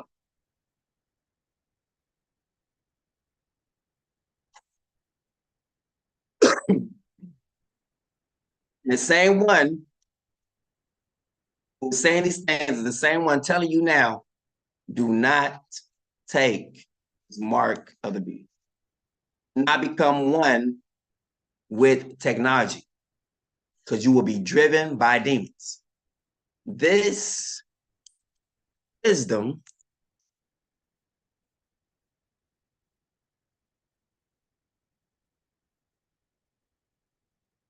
is demonic. It's devilish. There it is. What he just said is like this understanding. This wisdom is devilish. It's of the world. Technology. This technology thing is devilish. It's sensual. There's nothing good in you once you do this. It is a wrap for you. James 3:15 speaks it. Such wisdom does not come down from heaven, but is earthly, unspiritual, and demonic. So just because you know some things, don't always mean it is coming from the Father or coming from wisdom herself. It could be coming straight from demons. Just because you know something doesn't mean it came from the Father. It means it could have came also from demons. The wisdom from above. But if you harbor bitter, jealousy, if there's bitterness in your heart at all, jealousy in your heart at all, the knowledge or understanding you have don't be coming from the Father at times, could be coming straight from the devil. And selfish ambition. Look at that. If you harbor, that means hang on to bitterness. You hang on to jealousy. If you hang on to selfish ambition in your heart, look what it says. Do not boast in it. Don't boast in your intuition. Don't boast in your wisdom or deny the truth. Meaning what? Of where this is coming from. But he's telling you what right here. Such wisdom does not come from above, but is earthly. Meaning what? It is known. Everyone on the earth, for the most part, knows it. They can get a hold of it too. Why? Because it's free. Why? Because it's forbidden. But it's earthly. Watch this. They think it's so spiritual. People think they're having a spiritual experience, and they're not. It's unspiritual.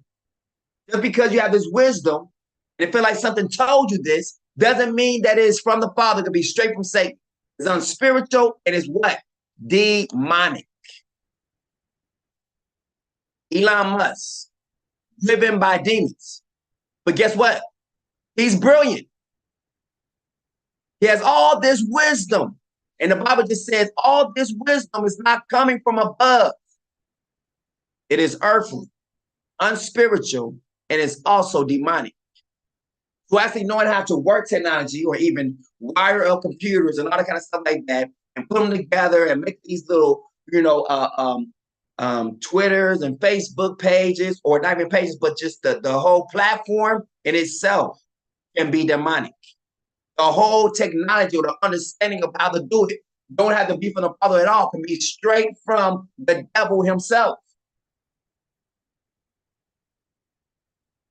For where jealousy and selfish ambition exists, there will be disorder in every evil practice. It means that you cannot congratulate a person on their work. Like say, for instance, a person does this and you get mad that the person did it.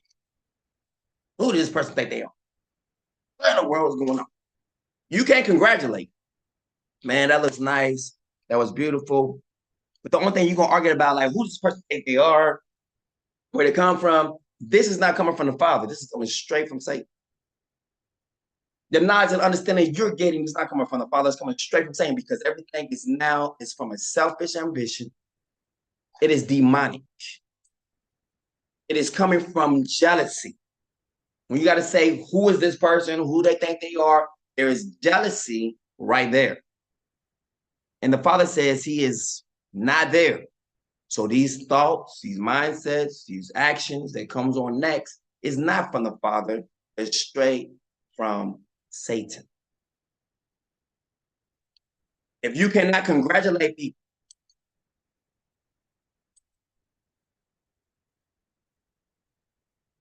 and you think there's some wisdom you have to you, you're always trying to be like it is jealousy. Where jealousy, that means wherever. I'm jealous about this. That's the devil. And selfish, meaning what? I was supposed to do this. I was supposed to be raised up. I. Selfish ambition exists. So where that exists at, guess what? There will be disorder always. And every evil practice.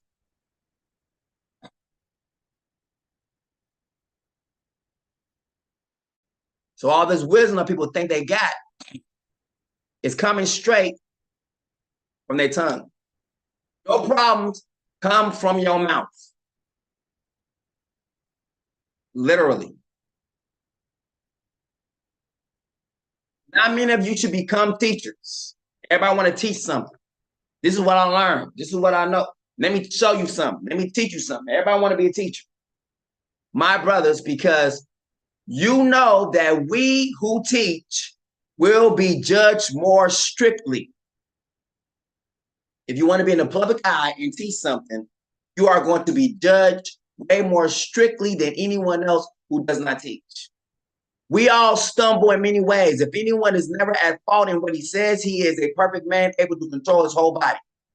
When we put bits into the mouths of horses to make them obey us, we can guide the whole animal. Consider ships as well. Although they are so large and are driven by strong winds, they are steered by a very small rudder wherever the pilot is inclined.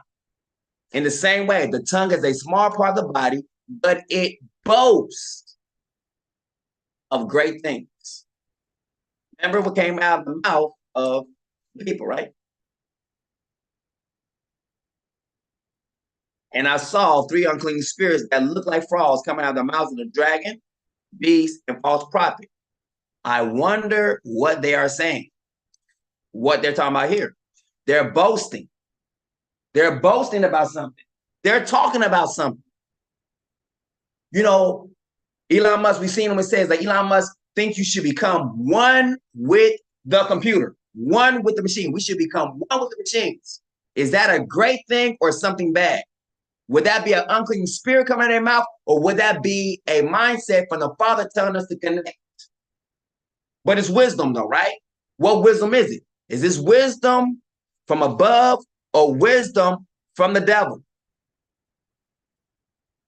Do you understand that? This wisdom is sensual. It is not from above, but it's from the devil. But in the world was like, this is a great idea. Some people are like, this is the worst idea. But it will be just like that. It will be going to show you how this thing works. Consider how small a spark sets a great force ablaze. Look what it says. The tongue also is a fire. What happened out of their mouth again?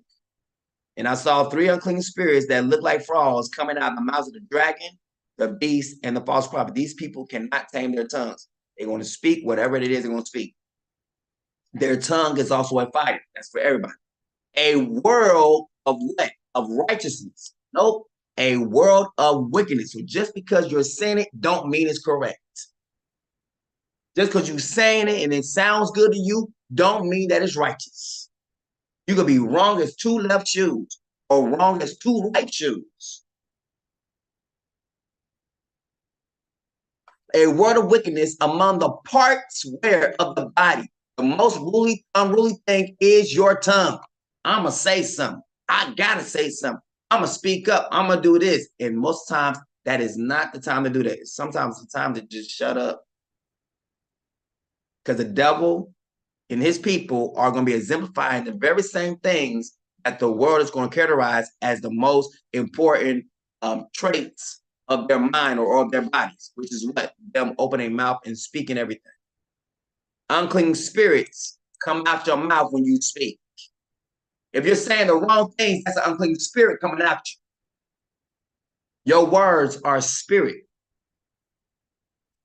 Let's go. And these are saying the wrong things. It sounds good for humanity, but it's wrong for us.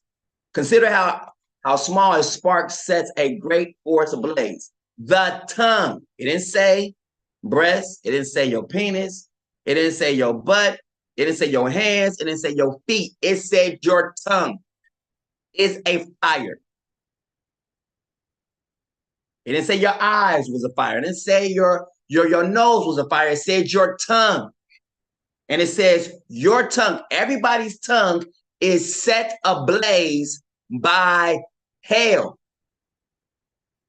The tongue also is a fire, a world of wickedness, a world of itself. Just like you got the metaverse, Zeus, which is a whole nother world. Here is a whole nother world within you. And it's formulated from your tongue. Meaning what? The tongue is forming worlds all the time. Whatever you speak is what you're living. If you want to continue to keep living that, whether it's good or bad, keep speaking what you're speaking. If you're tired of living what you're living, say something different. Change your mindset. Change how you see things. Change how you speak things. Change it. Or stay with whatever you think it is and be destroyed. But you will not be able to say, I was not warned. Why didn't nobody ever tell me? No, you told, but you thought since you was grown, you can just do what you want to do, say what you want to say. So now you're going to get exactly what's coming to you, which is the judgment of your own words. That's what the last days is. The last days is every person will be judged by their own words. And you will get exactly what you say. That is your judgment. You are your judgment. If you don't like what you're saying, don't like what you're doing, don't like what's been going on, then change. If not, you are what you are to expect on judgment day. You. And you cannot refute you because you know you. And the devil knows you and will be able to accuse you before me or before the Father. And there'll be nothing you can say because you trusted in you. A word of wickedness among the parts.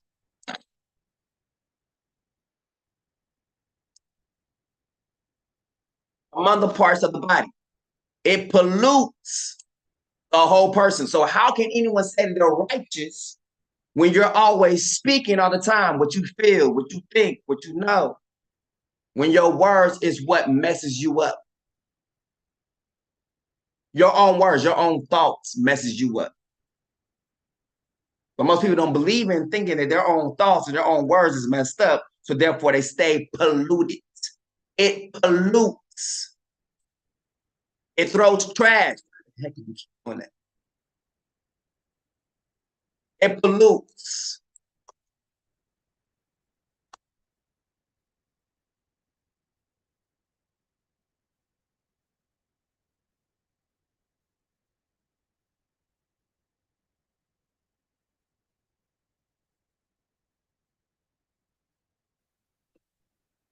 Contaminates you. It corrupts you. So your own words, your tongue can corrupt you. In your tongue is poison, perverseness, depraved thinking, be foul, dirty, soil, foul, be foul, tainted. You taint your own self with your own words. You infect your own self with your own words. It's the opposite of that. It's clean and to purify. You desecrate your own self with your own words. You violate your own self with your own words. You also can purify yourself with your words as well if you say the right things. His word says.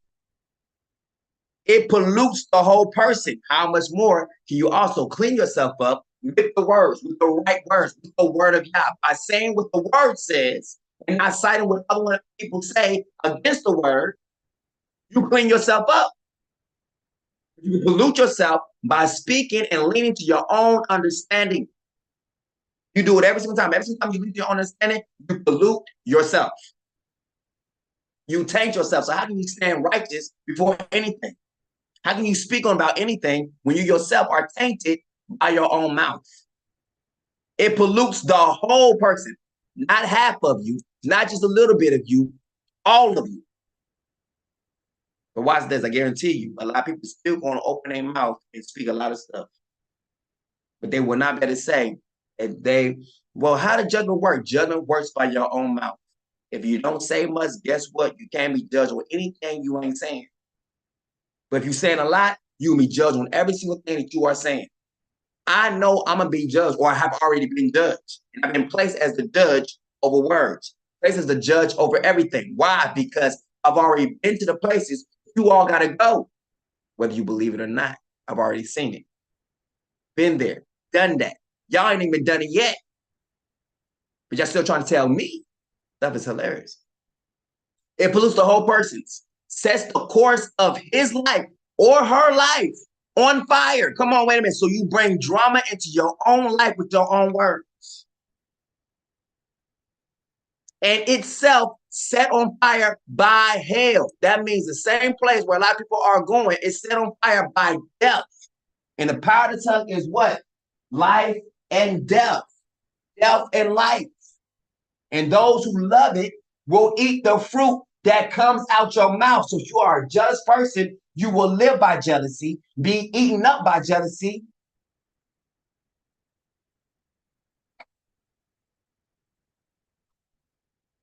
All kinds of animals, birds, reptiles, and creatures of the sea are being tamed and have been tamed by man. But no man,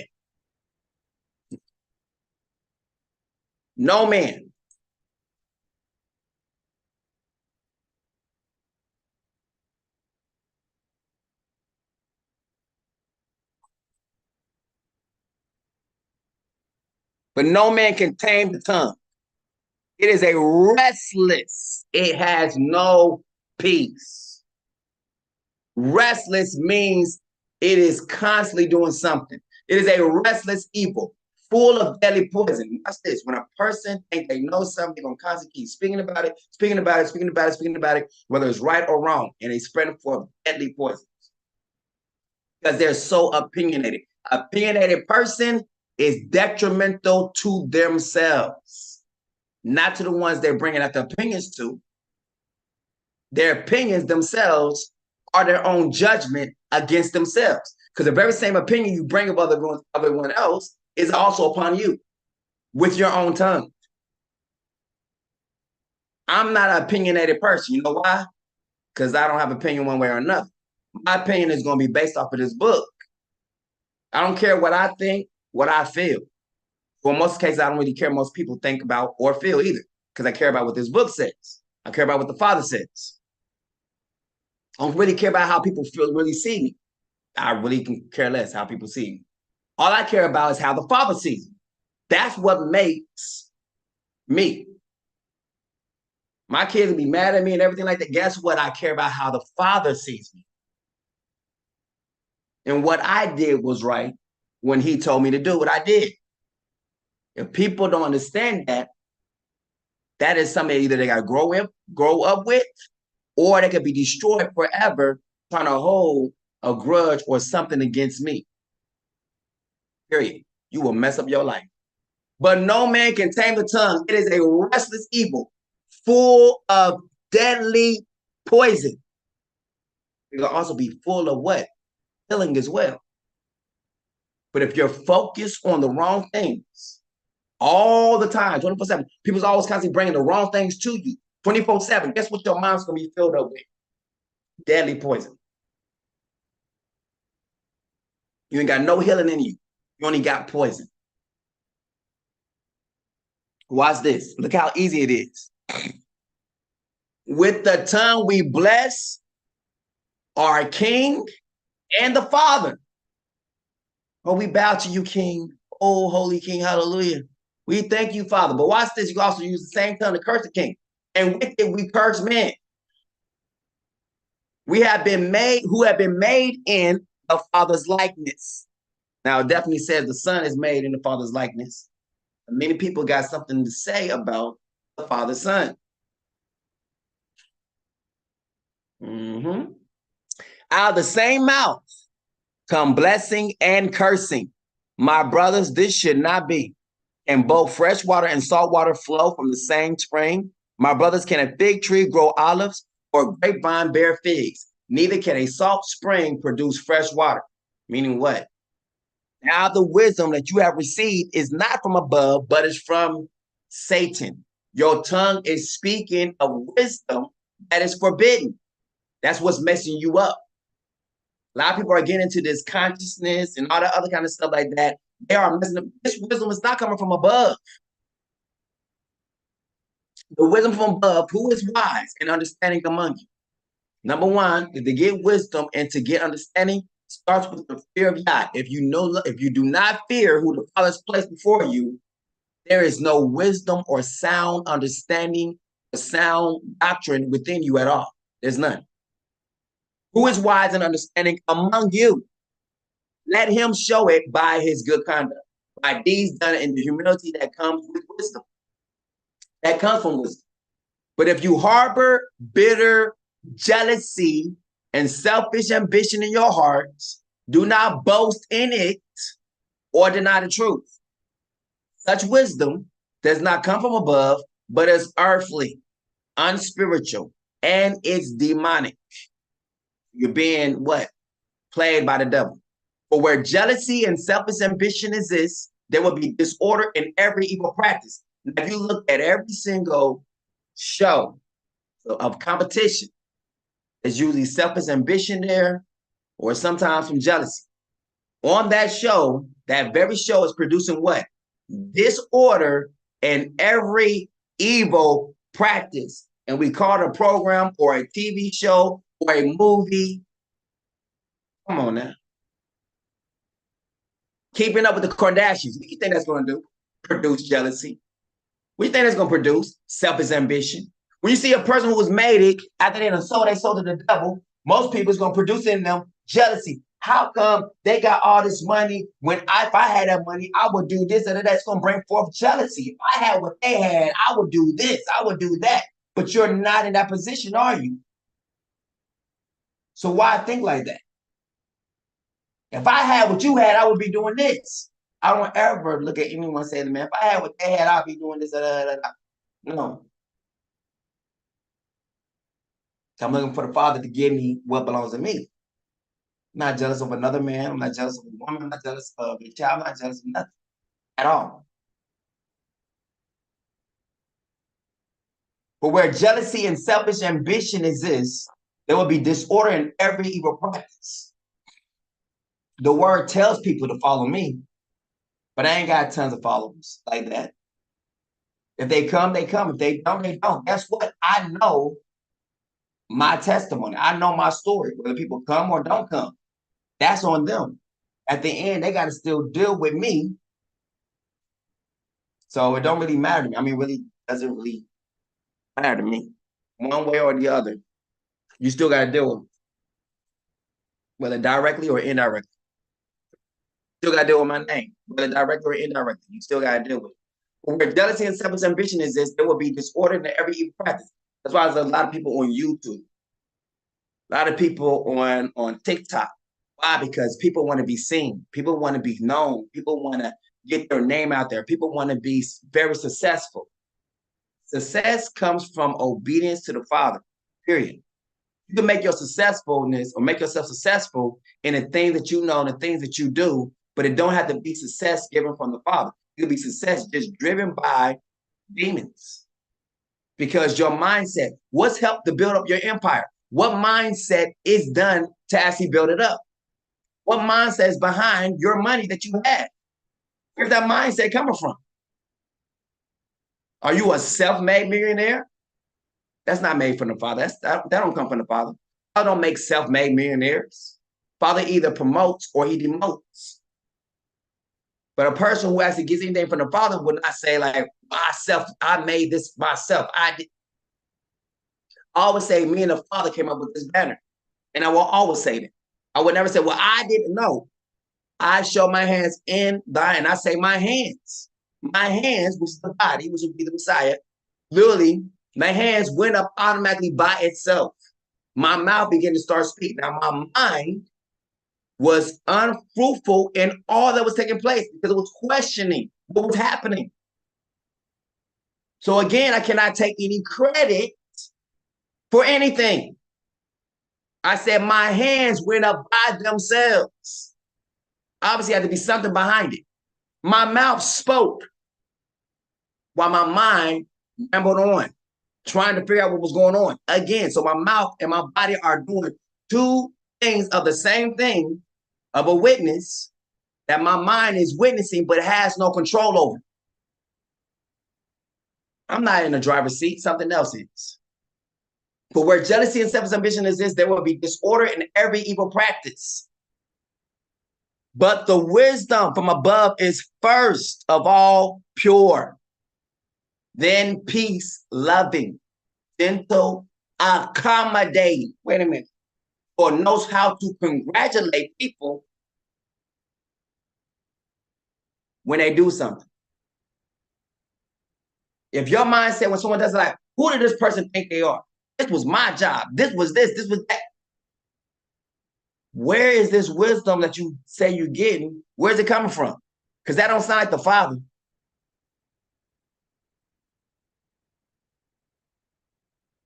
That doesn't sound like the Father at all. It sounds like jealousy. It sounds like envy. It sounds like strife. It sounds like someone who don't know peace. Everything around you is chaotic because you are that way. But the wisdom from above is first of all pure, then peace-loving, gentle.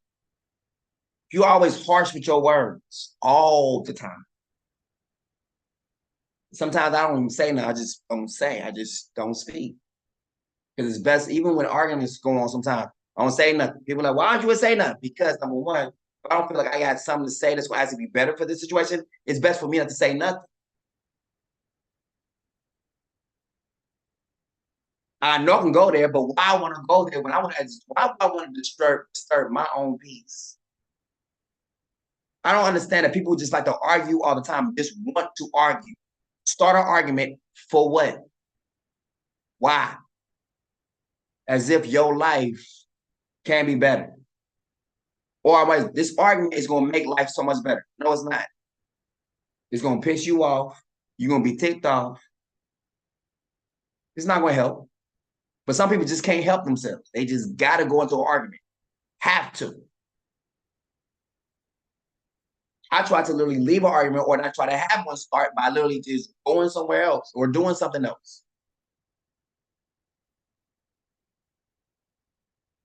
I did that in the military a couple of times. Somehow I felt something was going to go wrong in the military. I'll walk away from the line.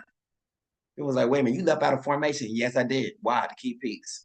My grandfather taught me, he said, it's always better to walk away from a fight than to fight. Because my grandfather taught me when I was younger, he says, no one ever wins a fight. No one ever wins a race. He says, number one, a winner is someone who don't lose nothing. When you're in a race, you lose breath. You lose strength.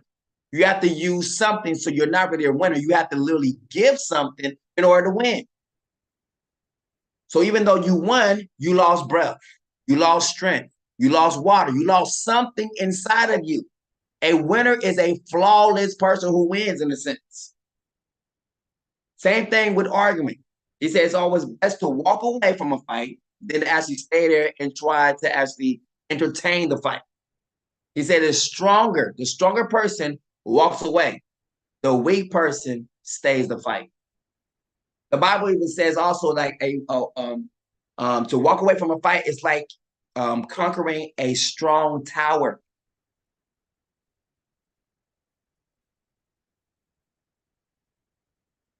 So it's actually wisdom most times to walk away from a situation, walk away from a fight.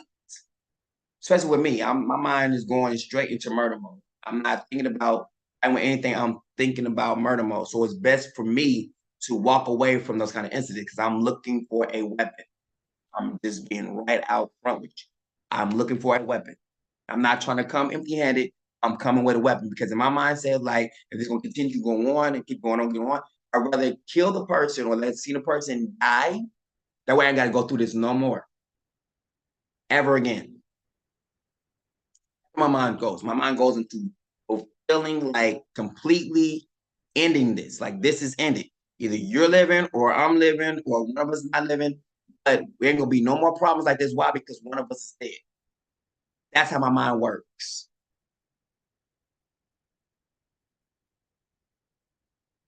And that's why it usually gets dangerous when my thing's going on because I'm not thinking about, oh, I'm gonna throw some blows on you. No, I'm not.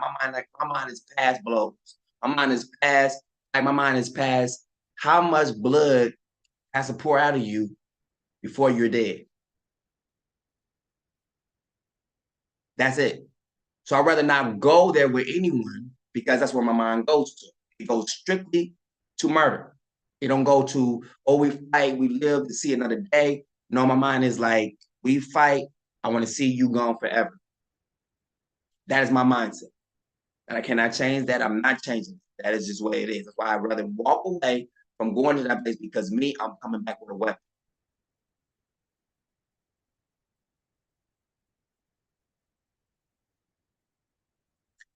But the wisdom from above is first of all pure, then peace-loving, gentle, accommodating, full of mercy and good fruit, impartial and sincere. Some people can't be sincere. Peacemakers who sow in peace reap the fruit of righteousness.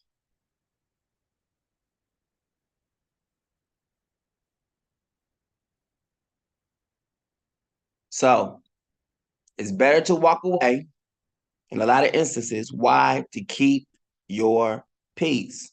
Because once you start that argument, it says what? A quarrel is the same thing as the dripping of water. Like the constant dripping of water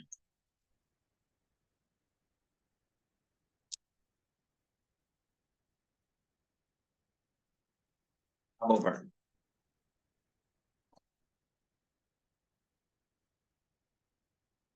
A continual dripping on a rainy day and a quarrelsome wife are alike.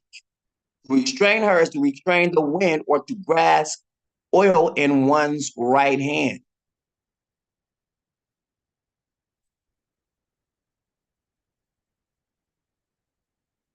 A quarrelsome wife is like the dripping of a leaky roof in a rainstorm. It's a constant thing. It never dies. It never stops. It's going to keep going on and on and on and on. If one blesses his neighbor with a loud voice early in the morning, it will be counted to him as a curse. So if you say, good morning, really, how we do it sometimes in movies and stuff like that. It says if you do a loud greeting, even though you have the right intentions, that person might say, you said it too loud, and can consider what you said as something supposed to be happy as a curse. Meaning what? It was too loud. It hurt their ears. It did something. So even sometimes we could think what we think is supposed to be, that seems to be nice, it seems to be right, that seems to be, it could be pretty much like what you do in a right light could be actually seen in a negative manner. Because there's nothing wrong to bless his neighbor with a loud voice early in the morning. It will be counted to him as a curse. That means if you, greet a person early in the morning, salutations, really loud, and the person's not ready for it, it could be seen as a curse, even though you meant the right thing.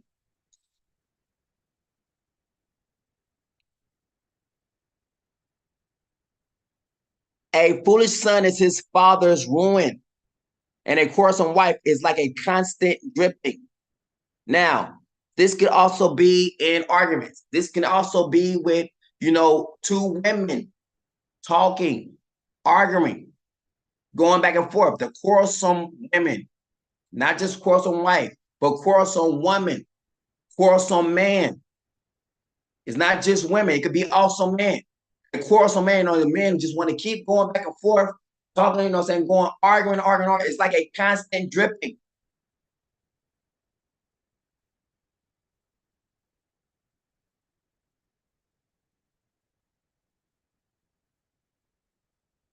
A foolish son is the calamity of his father, and the contentions of a wife or a man are a continual dripping. Look, it is better to dwell in a corner of the housetop than with a brawling woman in a wide house. An endless dripping on a rainy day and a nagging wife are alike. Quarrelsome women are alike. Quarrelsome is the same thing as a nagging, what constant, want to keep, contentious woman. You know what? Want to argue constantly, just argue. I'm gonna argue my point. I'm gonna argue what I gotta say. I'm gonna argue. It's better to dwell in a corner of the housetop than with a brawling woman in a white house. Brawling means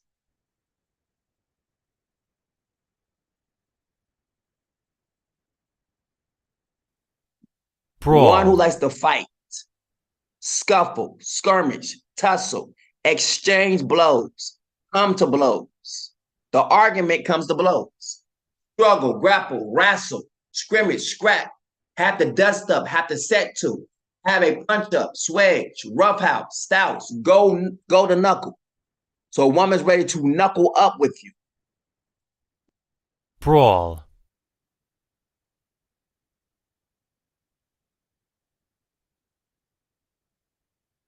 To engage in angry, rough, noisy fighting, especially while under the influence of alcohol. He found his hero was a little more than a drunkard. So if you are a woman who are constantly upset about something, always mad about something, you know, cannot congratulate another because of, you know, this quarreling inside of you, this contentiousness inside of you. A nagging wife or a nagging woman, period, is like a water going drip, drip, drip on a rainy day. It never ceases, never stops.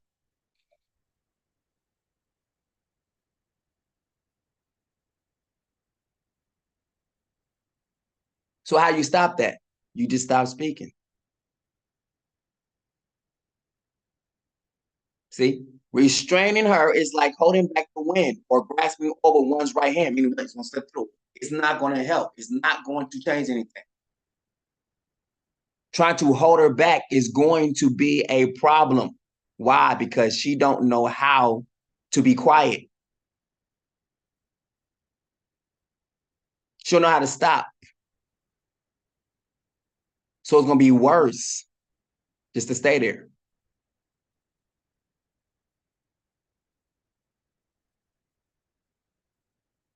As iron sharpens iron, so one man sharpens another man.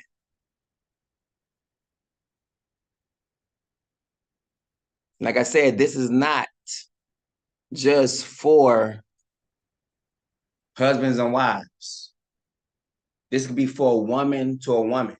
This could be for a man to a man. But it's just trying to show as an example. And we all know this is like, you know, they got that one woman who don't listen. And I'm going to speak my mind. I'm going to say this. And it never, ever turns out good when all that happens. At the end, something bad has happened and either need to be regretted for or thought about. Something, it says it right there. A constant dripping on a rainy day and a contentious woman are alike. That means it what? Like a rainy day, a contentious woman is like a rainy day. Meaning what? There's always rain with them. There's always a problem with them. There's always something that goes wrong with them. Nothing can ever go right with them. It's always something because they're a brawler, because they're fighting, because things didn't go the way they wanted to go. Now it's gonna be a fighting. What's causing this contentious? Because this woman did not get what it is that she wants, or didn't get heard the way she want to get heard. Whatever it is, it's like constant rain falling. That's what the Bible describes it as. It's the same thing. You could be the same way talk to another person. A man could be talking to a woman that way, or a woman could be talking to another woman like that, and then a whole argument ensues. The one woman like, no, I'm about to walk away from this and chill out. But this other person want to keep acting it off. And I'm gonna speak my mind. I'm gonna say this. I'm gonna say this. This is to another woman. A brawler, a fighter. They don't know peace.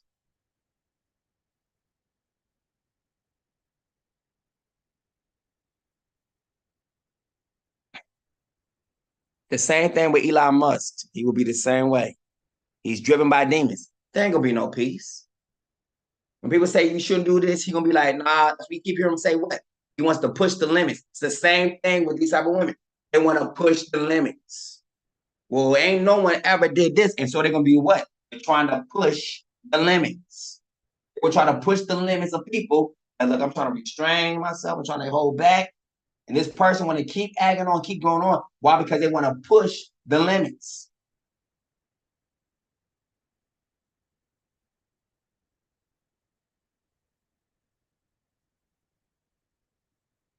I repeat, this is not the time for that.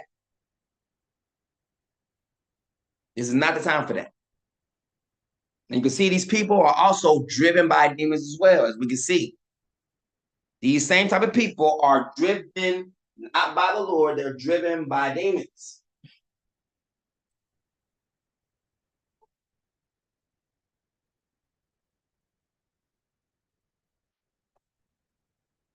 So there's a little bit of just wisdom. And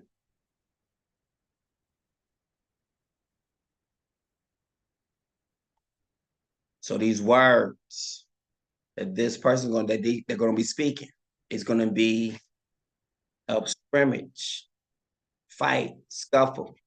Elon's words gonna be like scrimmage, fight, scuffle, scrap, come to blows.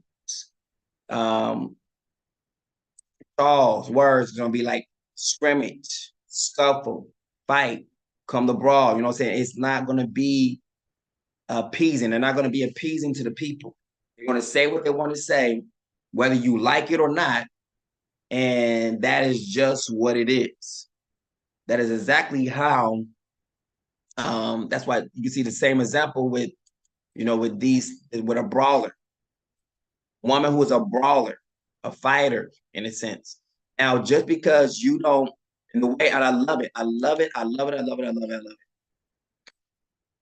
The way that they're talking about a contentious woman, so it's like a woman thinks that because, well, I don't fight, with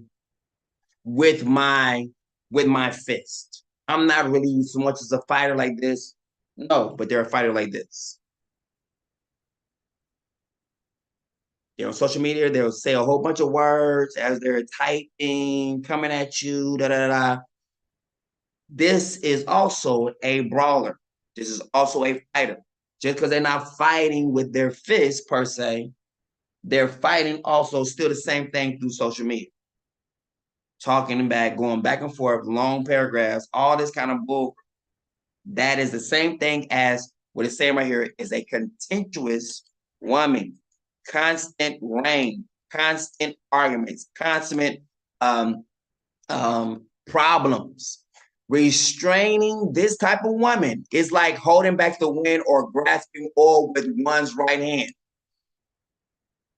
So a woman who always feels hurt, abused, unappreciated, all these kind of things, restraining her back, restraining her is like holding back the wind, like a constant dripping on a rainy day.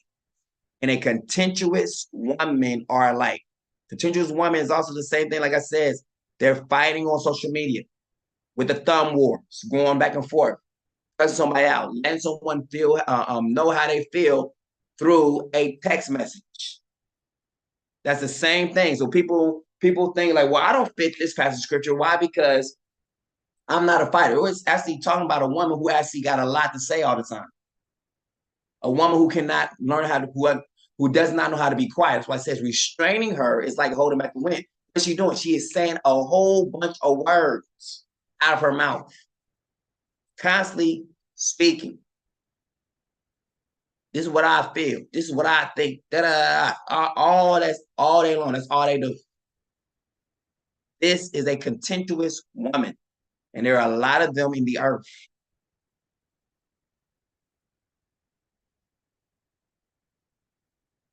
These type of women say like, "Oh, no man will control me." That is a contentious woman. If a man says, go do this, or her husband, or whatever, her boyfriend, whatever, says, go do this, whatnot, she might have some backlash or have something to say about it. Why? Because she is contentious. Now, watch this, she on no problem. If she's the one to come up with the idea, and everyone does it, and it's no problem. But if, someone else thinks of the idea and they say follow, guess what? She's not going to do it. She'll have a problem with it because she herself don't see that it should be done. I've seen a lot of this happen with, I don't want to speak on different other things, but I've seen it. There's many examples I could bring out, but I will not do that. That would give me further, examples of these kind of things. And these are the kind of things that makes things very sour for other people. This makes things very, very, very, very sour situations for people who are involved with things like that. Like I said, this is not just with man and woman. This could be with woman to woman. This could also be with man to man. Man, sometimes as you get into it with you, whatnot, you just trying to walk away from everything. Like they just want to keep going. Keep going, keep going, keep going, keep going. Then it goes into something. You see a person end up in a hospital, or you see a man stab another man. Why? Because this words is like what, a constant dripping on a rainy day. And contentious men are alike as well, too. So it's not just woman to woman. It's not just woman to man. It can also be man to man as well.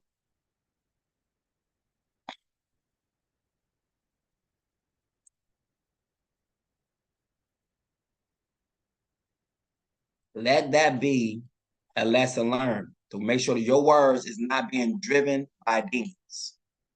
If the word does not have a place in your thought life, you think something wrong with your words, or you think something's wrong with the Bible, if you don't believe, hold on, I'm gonna put this out there.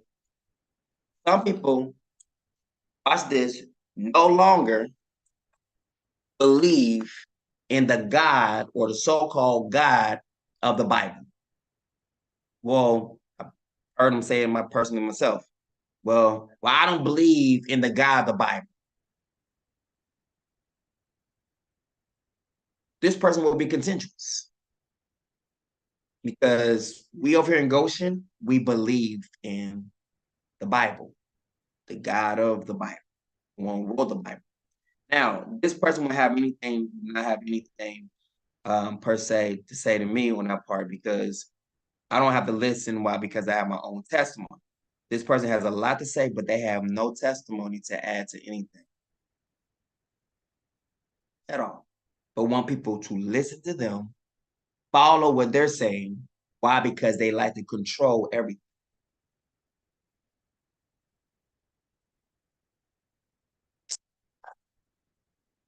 So they are their own destructive mechanism. They are their own failure. They are their own problem. They are their own habitual problem. They are their own. Until they change their mindset and go back to the word is literally the foundation for all things, their little success, whatever, will be minimized or will be short-lived or not lived at all. So I encourage people who are in Goshen, stick with the word. If you have a lot of people, listen to me right now. Those in Goshen, have a lot of people who are sharing with you about being gods and goddesses and all that kind of stuff like that. Look at what the word says versus what this video is saying. So this video has been sent to you and it hits you like, go to the word. What does the Bible say? And then see what the Bible says compared to what this person who think they have knowledge as they're saying this stuff out and saying it to you. Number one, where they get it from.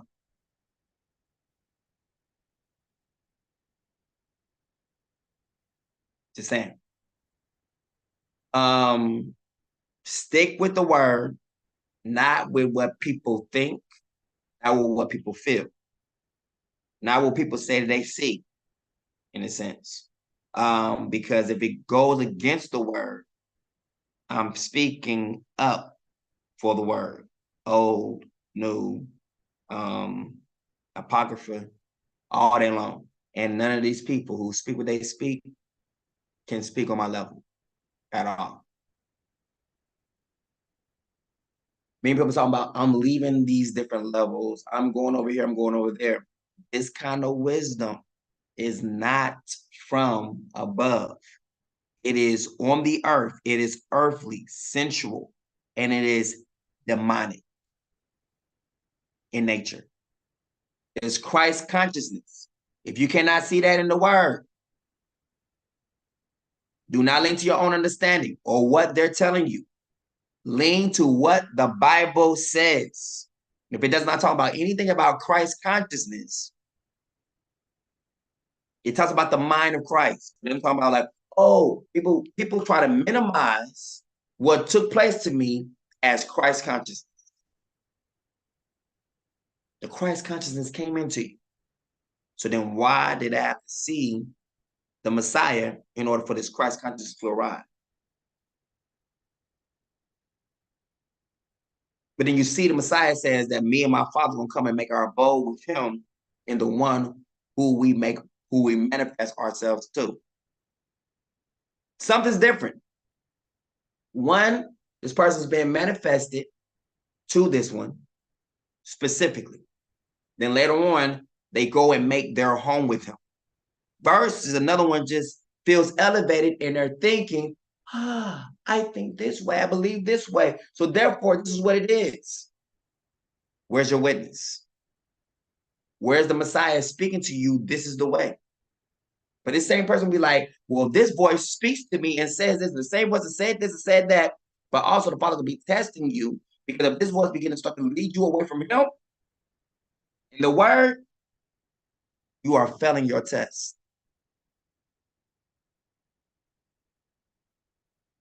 So anyone who's friends with this person, let this be as a warning to you. Birds of a feather flocks together. There could be let the wheat and the tares grow up together. So those who got the banner up and say they are of Goshen still, those are the ones who seem to be, in a sense, so-called safe, I guess. Then there's other ones who don't have the banner up no more. They done tore it down, or they went to other different things, or they might have the banner up, but they're still doing other different things outside of what the word would say that is okay. These people want to get into the ancient thinking, the emerald tablets, all this other kind of stuff that people are looking into, and we're finding this stuff like this. All right, so the emerald tablet, why is it not talked about in the word? It's emerald tablet.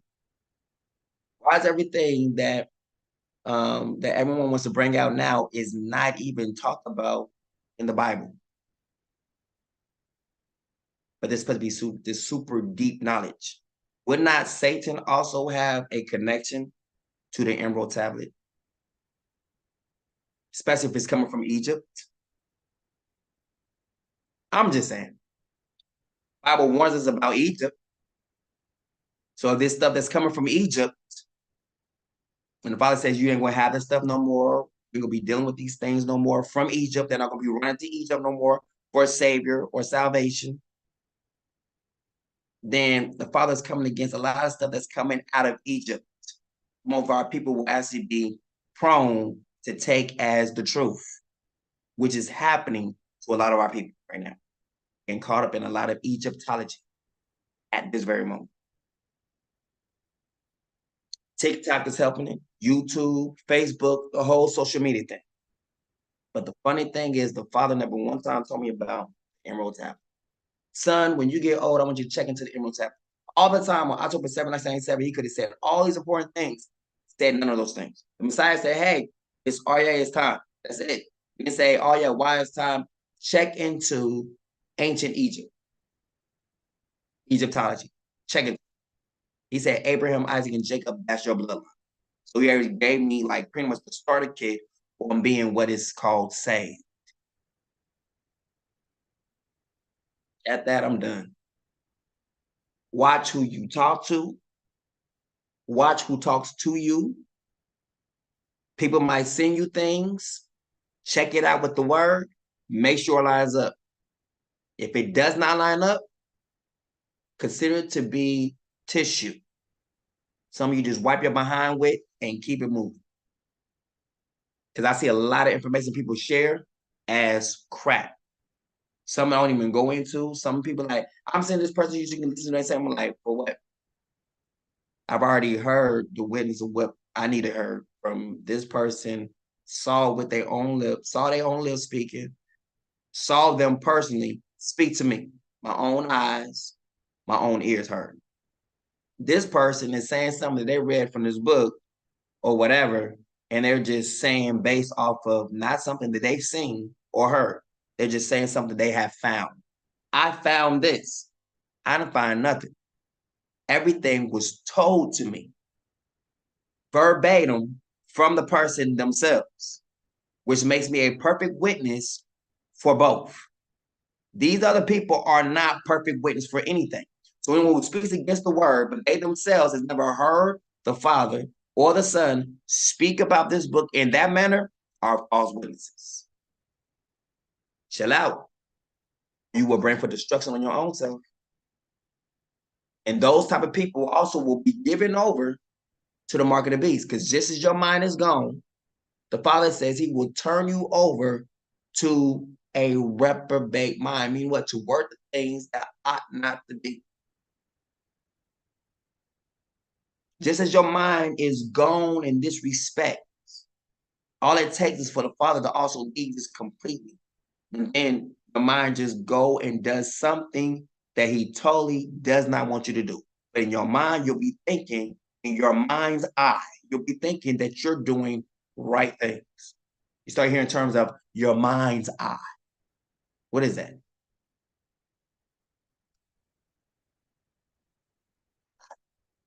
We'll try to equate what happened to me to something small, and it's, oh, well, you're higher than us in this respect, but when it comes to this, no.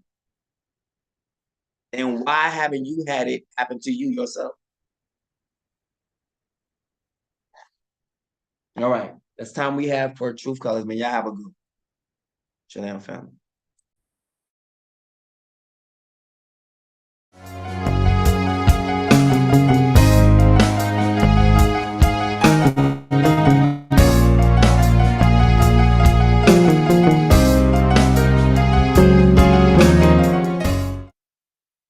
Yeah, so we are here at Truth Colors today, and today I blew my. All right, so Charles is on a whole new path. I want to put that out there to you. I know you see this video in here and whatnot, but I want to let you know he is on a different path. There's Merry Christmas. He believes the name of the Messiah is to be Jesus. Now, I don't know who else he has infected or talked to in Goshen. They actually see the same thing. I don't think they see the name is Jesus, but they're looking into a lot of studies that he's looking into, and they themselves are getting themselves caught up into. So if you start seeing these people to show up, sending you different kind of things on social media, trying to show things to you, understand what I told you. Charles said himself, he said one time before, he says, well, until you are infused what it is, I feel it's wrong to call you king or even to bow to you. I'm like, what? How does that make sense?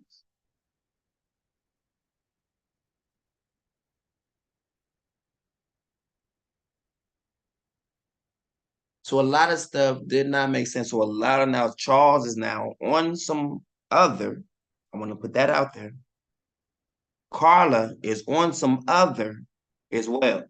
So if you're receiving kind of texts and stuff from them, talking about goddesses, gods, and all that kind of stuff like that, take it with a grain of salt, measure it out with the word. This is a warning. Let the wheat and the tares grow up together. Just bring that out real quick, and I'm going.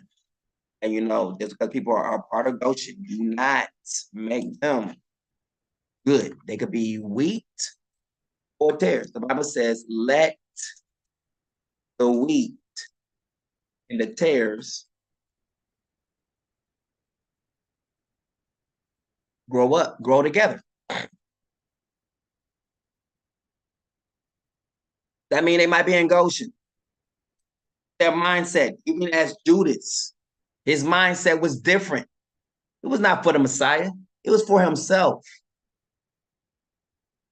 Parable of the weeds.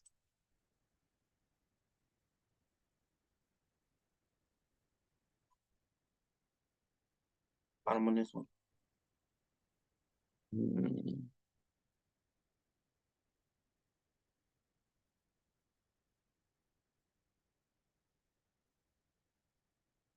I love that. All right. Probably gonna do that part because I'm trying to get it out here. Okay. Okay. We're gonna start from the bottom then. All right. And he did not do many miracles there because of their unbelief. And they took offense at him. But the Messiah said to them, only in his hometown and in his own household is a prophet without honor. Aren't all his sisters with us as well? Where then did this man get all these things? Isn't this the carpenter's son? Isn't his mother's name Mary? And aren't his brothers James, Joseph, Simeon, and Judas?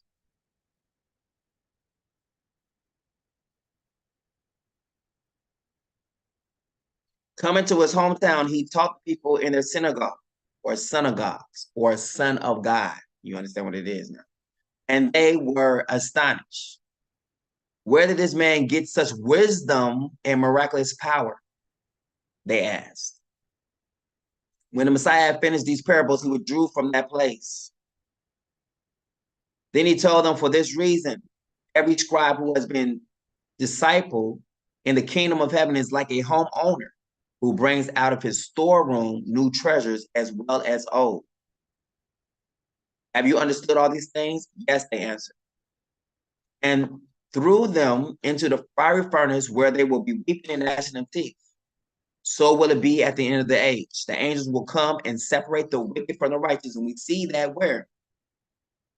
How the righteous is literally coming out, because then they heard a loud voice from the temple. That's a person saying to the 7 angels, go and pour out on the earth the 7 bowls of Yah's wrath. This is what? Controlled by Heart of Psalms, right? That name. When it was full, the men pulled it to ashore. Then they sat down and sorted the good fish into containers, but threw the bad away. So you understand it's the same thing. People understand that when you get a bowl of fruits or whatnot, you pull out, you know, put the good fruit to the side and you set the bad fruit. You set the good fruit to the side and the bad fruits, you throw it away. You get rid of it. It's the same thing. So inside of Goshen, it's going to be good fruit and bad, right? All right, so once again, the kingdom of heaven is like a net that was cast into the sea and caught all kinds of fish. When he found one very precious pearl, he went away and sold all he had and bought it. Again, the kingdom of heaven is like a merchant in search of fine pearls. The kingdom of heaven is like treasure hidden in the field. When a man found it, he hid it again. And in his joy, he went and sold all he had and bought that field. Then the righteous will shine like the sun in the kingdom of their Father. He who has ears, let him hear.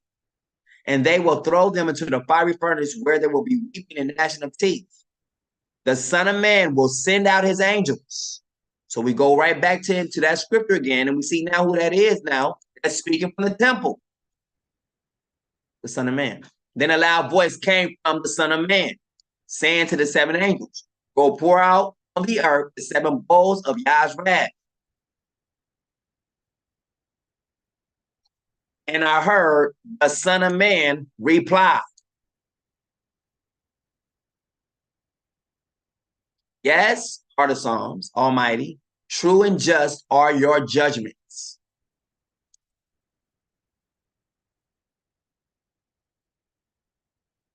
Son of Man will send his angels, and they will weed. What? They will weed out of his kingdom.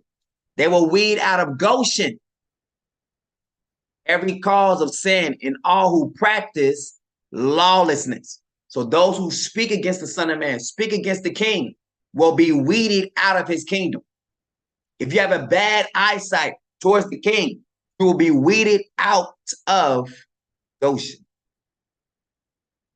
As the weeds are collected and burned in the fire, so will it be at the end of the age. So at the end of age, Goshen is there. Guess what they're being weeded out of? Goshen, the book of life. And the enemy who sows them is the devil. So people will be sent into Goshen from whom? The devil.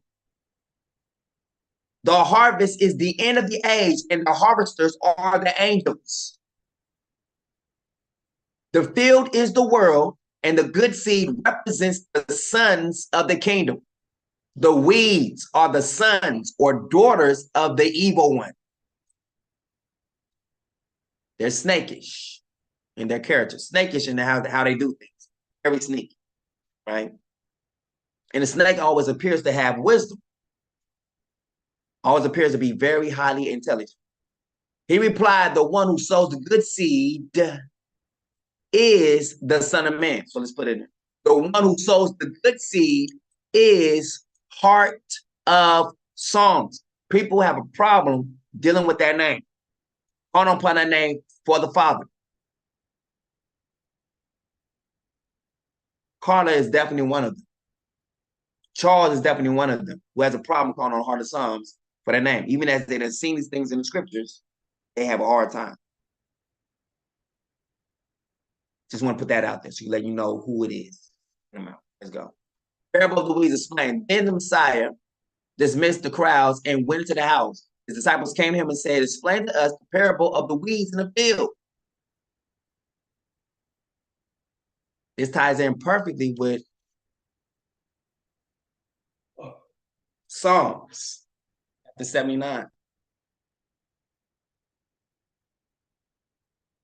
So was fulfilled what was spoken to the prophet. I will open my mouth in parables. I will utter things hidden since the foundation of the world.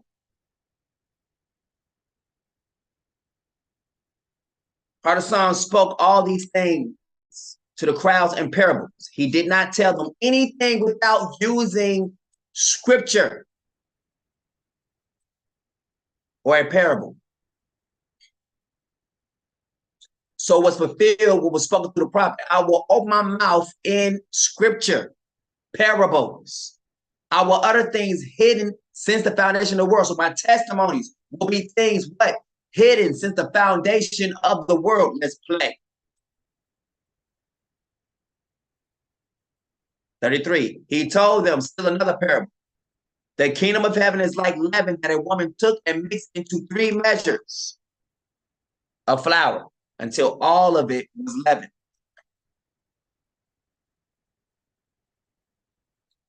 32. So now, if everything has been leavened, then tabernacles is what? Or Passover is to get what? Get rid of all unleavened bread, right?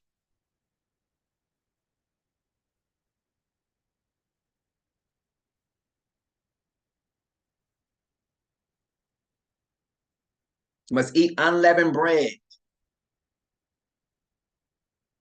Unleavened. And he says this meal was leavened. That means tabernacles, Passover, all that stuff is what? To get rid of the leaven in the land. Although it is the smallest of all seeds, yet it grows into the largest of garden plants and becomes a tree so that the birds of the air come and nest in its branches. That's the same thing as Goshen. Goshen is very small, but it's still yet here surviving.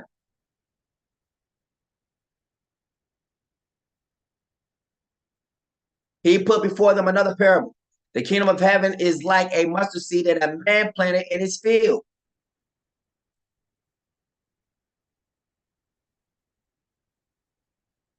Thirty-one. He put before them another parable. Goshen is like a mustard seed that a man planted in his field. Let both grow together until the harvest, to the end. At that time, I will tell the harvesters, which will be what? The angels, first collect the weeds and tie them in bundles to be burned. Meaning what? Put them with the right people who also have who have the same mindset as them. The ones who are going to be going to the hellfire, put them with them. So those who get in Goshen are going to link up with other people who are going to be in the fire as close friends. First, collect the weeds and tie them in bundles to be burned. Then gather the wheat where? Into a safe place, the barn. Gather the wheat into my barn. Now for the wheat and for the chaff, that means they must be of the same people. But one looks like it, the other one's not. They have to look the same. So if it can't be dealing with, oh, this is between blacks and whites. No, this is dealing with black people. There's going to be people who are literally of Judah, but they themselves do not get down how they're supposed to get down as the word says get down. So therefore, they are tares being brought in, also trying to play off as weak, thinking they're good when actually they're bad. Because if you're not listening to what the king got to say or doing what the king got to say, guess what? You are bad. There's nothing about you good. Let both grow together until the harvest. At that time, I will tell the harvesters, first collect the weeds and tie them in bundles to be burned. I'll be those who are linked up together in Goshen who have the wrong mindset. They will be linked up together. Then gather the weeds from my barn. The ones who think opposite of them, listen to what the king says, do. They will be put into the barn. So the servants asked him, do you want us to go and pull them up? No, he said, if you pull up the weeds now, you might uproot the wheat with them. Then you know what? Goshen is going to be comprised of two, wheat and tares. Watch this. An enemy did this, he replied. So the servants asked him, do you want us to go and pull them up? Do you want us to go ahead and just reprimand this person right here? He's like, no. No, he said, if you pull the weeds now, it's not right now, to pull them up, you might uproot the wheat with them. Meaning what? If they leave, I'm leaving too. That type of thing. The owner's servants came to him and said, sir, didn't you sow good seed in your field? Where then did the weeds come from? When the wheat sprouted and bore grain, then the weeds also appeared. So watch this, success in feast, success, and other different things, tares are going to be also added, or weeds are going to also be added to Goshen. They'll come off and appear to be wheat when the whole entire time they're tares. They're trying to tear things apart. They're trying to cause strife. If things don't go the way they want to go, then it's a problem. If they're not the center of attention, then there's a problem. But while everyone was asleep, his enemy came and sowed seeds among the wheat and slipped away. Meaning what? The enemy, the devil, sowed these people here. Messiah put before them another parable. The kingdom of heaven is like a man who sowed good seed in his field.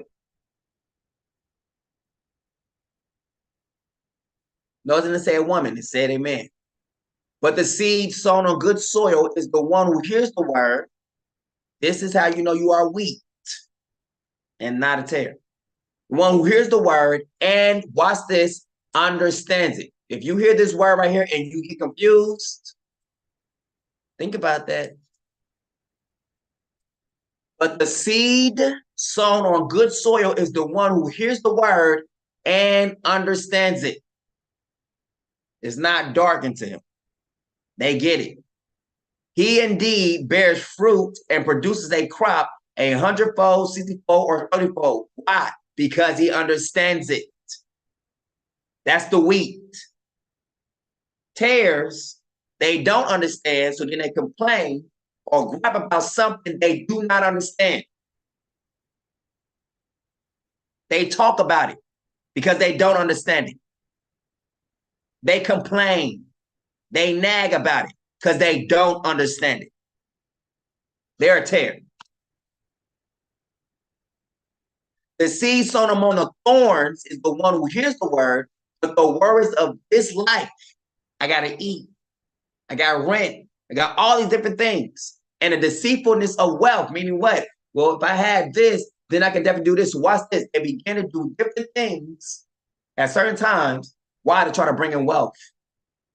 That wealth or that look for wealth or trying to take care of or trying to have clothes, trying to eat, all that stuff, it begins to do what? Choke the word.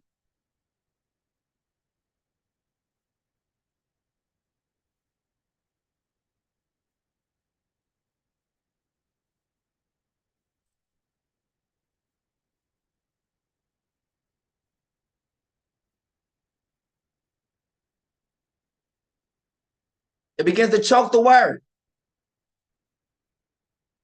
And it becomes unfruitful. Let's put it like this.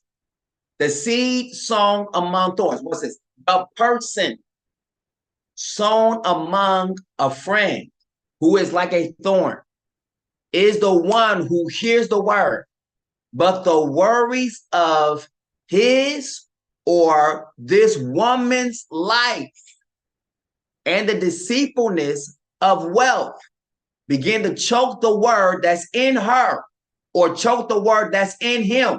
And they, this woman or man, becomes unfruitful in Goshen. They're no longer speaking about the king in a nice way. They're speaking about him in a bad way. You understand how it goes? Complaining, griping. But since he has no root, he remains for only a season. When trouble or persecution comes because of the word, he or she quickly falls away. The seed sown on rocky ground, meaning what? They don't really have faith to begin with. They're just trying something out. If it works, it's cool. If it doesn't work, all right, they're already on rocky ground. They're not coming with sheer belief. They're already coming with they're already coming with a mocking way already. They don't really believe. They're just testing it out to see it. It's the newest thing. We want to try it out. Try these shoes on. Just try these shoes for a little bit and see what I can accomplish while I'm here. A lot of people come to Goshen, they want to become leaders. They want to lead the pack. They want to be overthink. They want to write things out. Okay, I'm going to write this out, and you just sign and say it's okay or not. They want to run Goshen, but they cannot. The seed sown on rocky ground is the one who hears the word and at once receives it with joy. Ooh, but watch this. They are not sticklers. They're unstable. They're double-minded. 1 minute they're okay, the next minute they're not.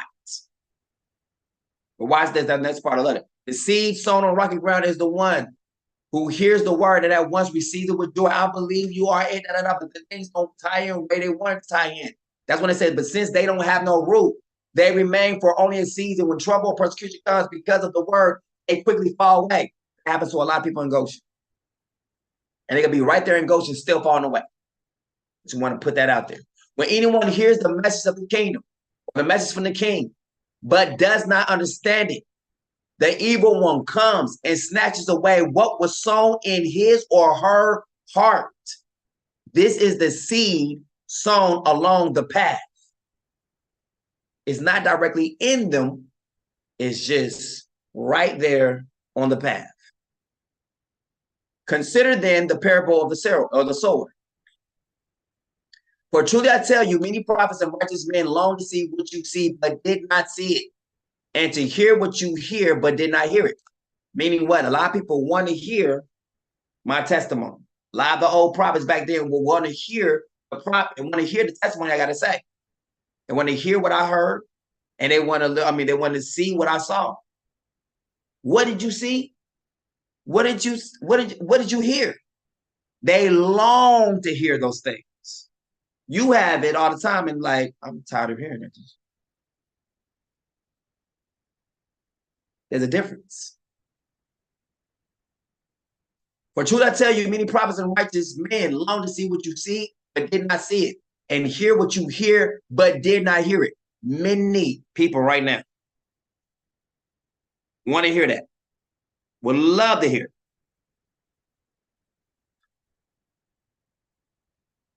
But blessed are your eyes because they see, and your ears because they hear. That's you, Goshen, right now. Blessed are your eyes, you see, and your ears because you hear what the Messiah is giving me to say. For this people's heart has grown callous. They're hardly hear with their ears. They hardly hear. They always want to have something they got to say. They don't want to hear. They just ready to respond.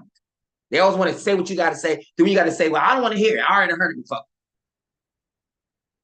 They have closed their eyes. Otherwise, they might see with their eyes, hear with their ears, understand with their hearts, and turn. They would do what? Repent. Change their attitude. Change their mindset. Change their words. Change their tongue. All that. And I would heal them if they would simply just do that. But they don't want to do that. In them, the prophecy of Isaiah is fulfilled. Even at this very moment, you will be ever hearing. And a lot of people are ever hearing. Hearing some on TikTok, YouTube, Facebook, always. But never understanding. You will be ever seeing, but never perceiving. Why? Because their heart is grown callous. This is why I speak to them in parables. So people are like, why do you speak to us in scriptures all the time?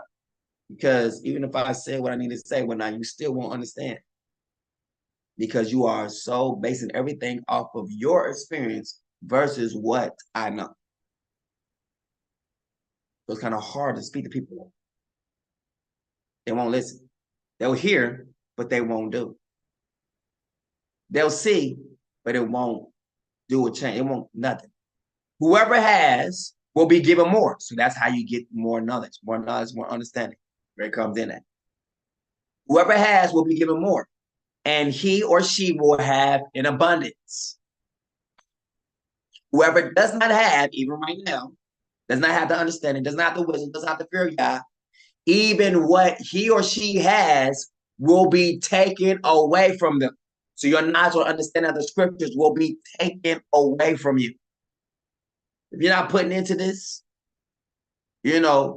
accepting this, receiving this, not even what you have, what you think you know, the strong suits of your understanding, your wisdom, your knowledge, it will begin to fade away.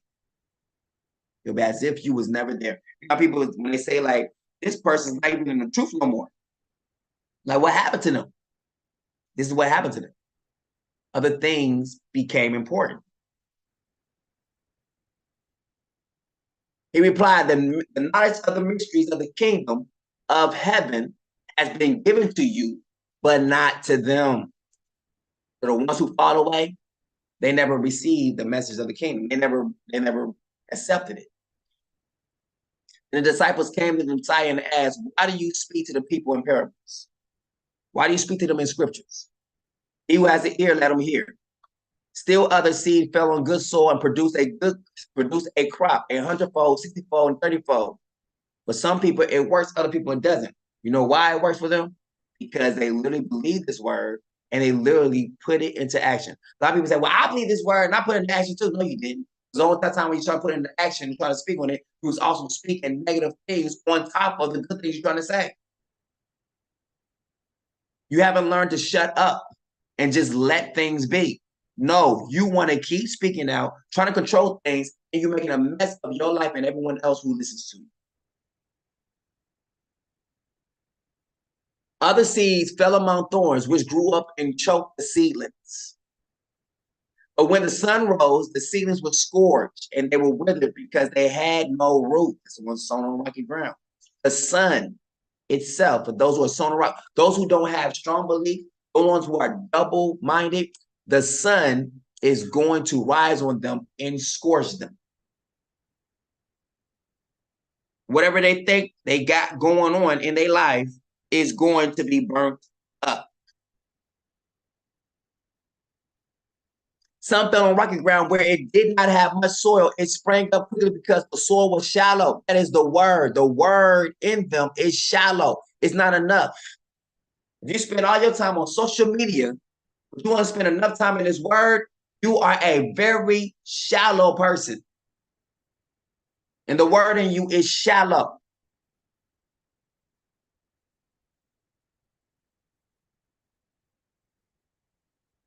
And as he was sowing, some seed fell along the path. And we seen that was that's the wrong way. That's the devil, right? And the birds came and devoured it. Meaning what? The enemy comes to, he came to snatch it away. A word that never got into their heart. They heard it, but they never took it for real, for real. It never got there. So the stuff that's just hanging on the outside, the enemy came through and devoured it. He just snatched it. And he told him many things in parables, saying, a farmer went out to sow his seed. Such large crowds gathered around him that he got into a boat and sat down, where all the people stood on the shore. That same day, Heart of Psalms went out of the house, or Isaiah went out of the house and sat by the sea. These people who are inside of Goshen will be either wheat or tares. And you will know the difference between the tares and the difference between those who are wheat. The wheat will be understanding because they hear. The tares will be constantly learning something, constantly getting something, but never understanding it.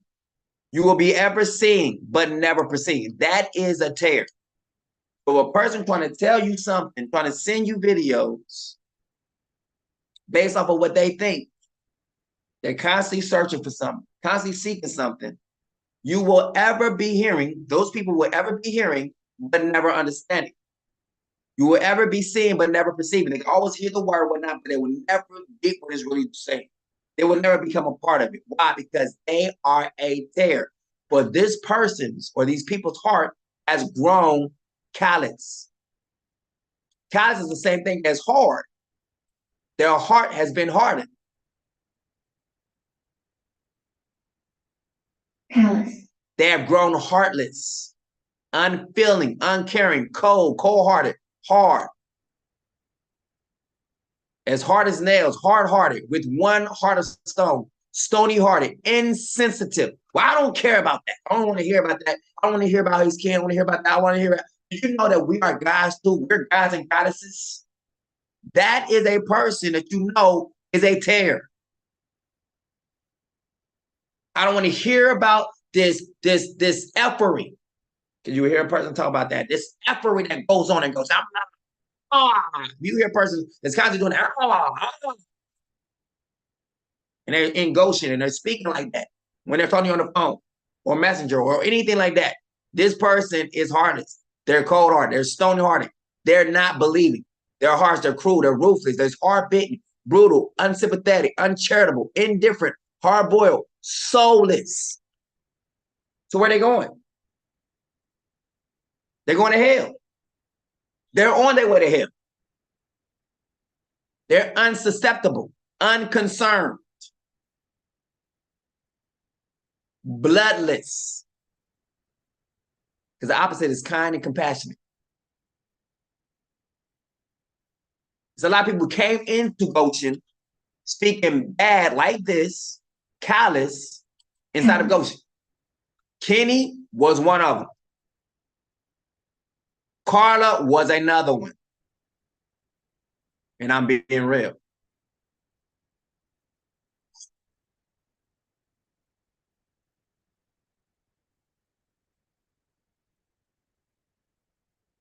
Etana was another one as well, too. Yes. She's always said to me, I have never been Goshen. Never been Goshen.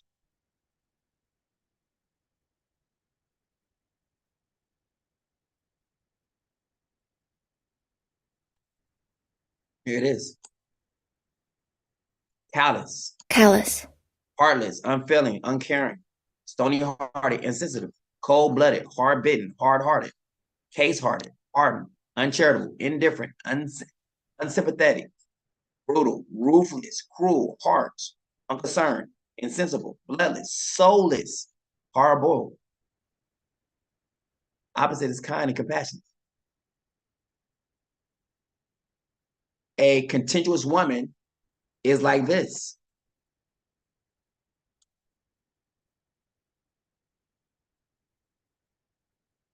It's constantly just keep going on to an argument because of this.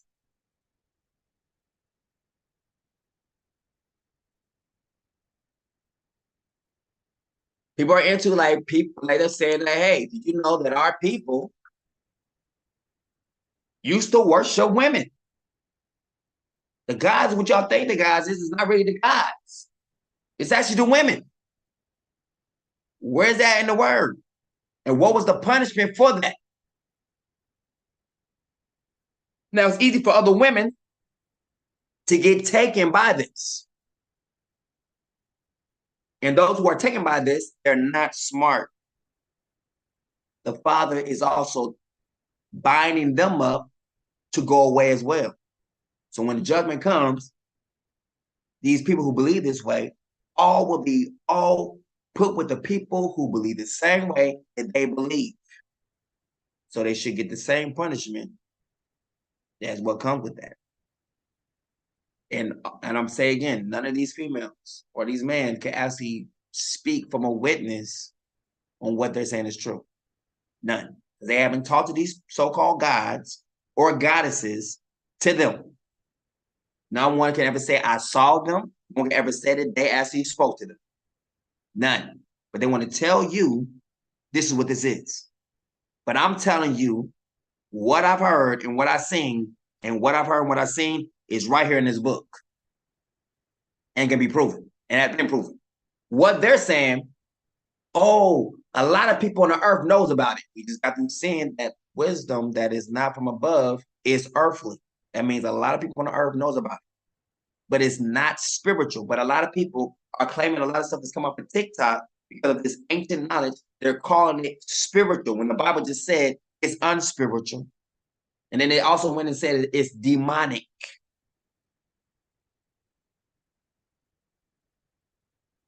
The word says, is it not written in your law that I've said that you are like gods or goddesses?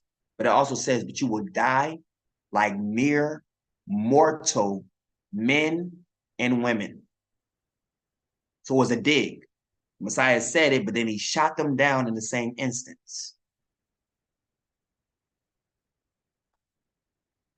So with that being said, be up out of here.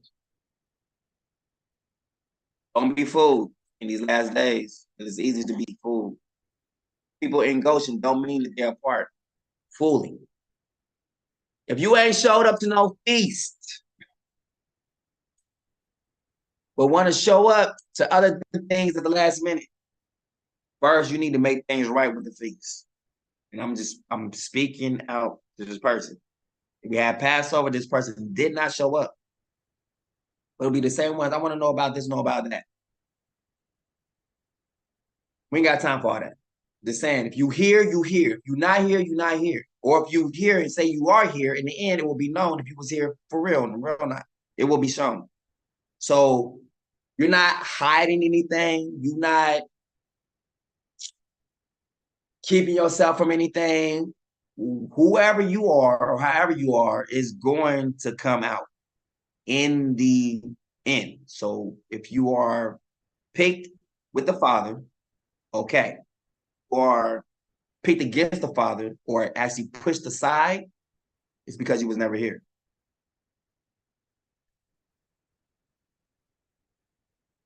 Your heart wasn't right.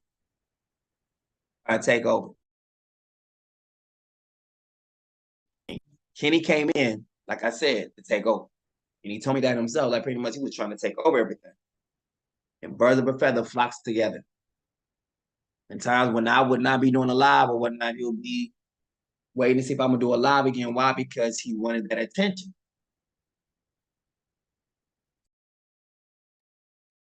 Oh, I done seen this happen too many times.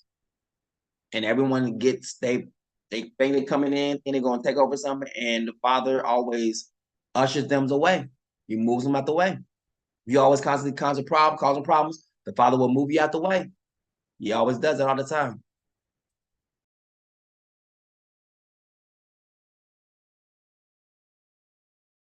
Brother Yasha's mind, by telling him something that he didn't even know about, you see that part? See, I told Yasha something that he didn't even know about. So what does that mean? Like, all right, so now what you think you gonna come in and try to bring stuff to me because I didn't know and I'm supposed to take it? That's what's going on right now with y'all. Well, I'm finding out this and finding out. I'm like, okay, well, I don't have to side with that. I don't have to go with that. I don't have to teach that to go. I don't have to do none of that. That's not my job to. That's why a lot of people come in and they lose their place. They lose their mind. They lose their understanding. I was doing this before Charles showed up. I was doing this before anybody was showing up. I was already doing this. So it's one way or another, they stay or not. That's not my business. I was already doing this before anyone, before I knew about it, Charles, or knew about any of these people. I was already doing this and been doing this. Watch this, without knowing what I was doing. You just come by and try to, like, you know, saying, tell me, all right, well, this is why you did this, because you didn't even know that you was doing this. But watch this, I was already doing it. I just didn't know the meaning behind it. Now you come up here and you elaborate more on it. But guess what? The whole thing is I was already doing it without even knowing about it. Now, if I wasn't doing it and then you come and tell me about it, that's something. But now I'm already doing something. I didn't know why the Father said to call it Goshen. I didn't know why the Father said to call it call. I was just following the orders. So people need to understand that when you come up in here, don't think you just come up here and trying to tell me something, teach me something, and especially I've been doing this for years without you. I'm not supposed to take everything you say because you're saying it, especially if I can't prove it in the word. Chill out. Humble yourself.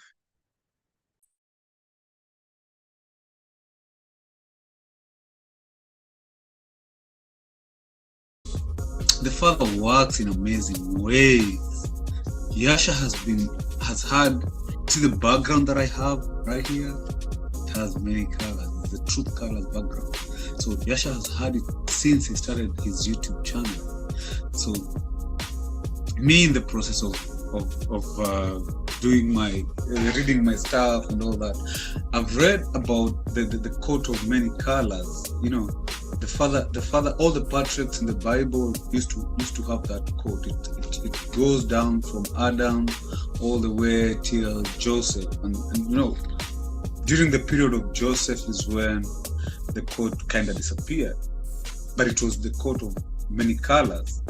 The same thing is what my brother Yasha here has, truth colors. So you guys need to know that where all the colors for the truth are is where the Father dwells. So this guy has the truth and it's the bomb.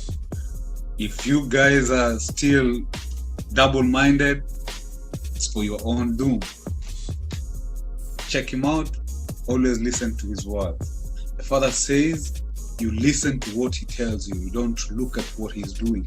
Listen to what he's telling you. If you follow the instructions, boom, you'll be saved. If you look at Adam and Eve, they didn't follow the instructions. The Father gave them the instructions. They went away from it. They did their own thing. They leaned onto their own understanding. But right now, he's speaking to all of us through Yasha. So we're supposed to listen to what Yasha is telling us. Truth color, that's where the truth is. The way, the truth, and the lie. Yeah, my boy. Yeah. Appreciate it, fam. Appreciate it, fam. I do. All right, you gonna cut it? Yeah. All right, fam.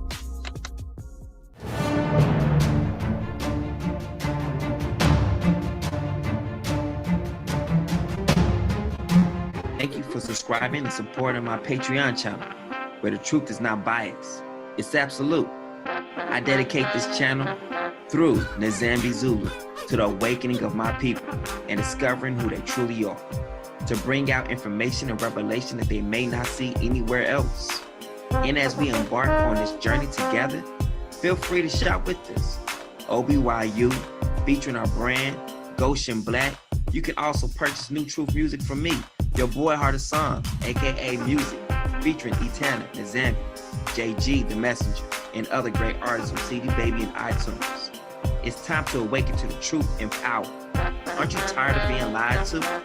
Truth speaks. Truth awakens. Truth colors.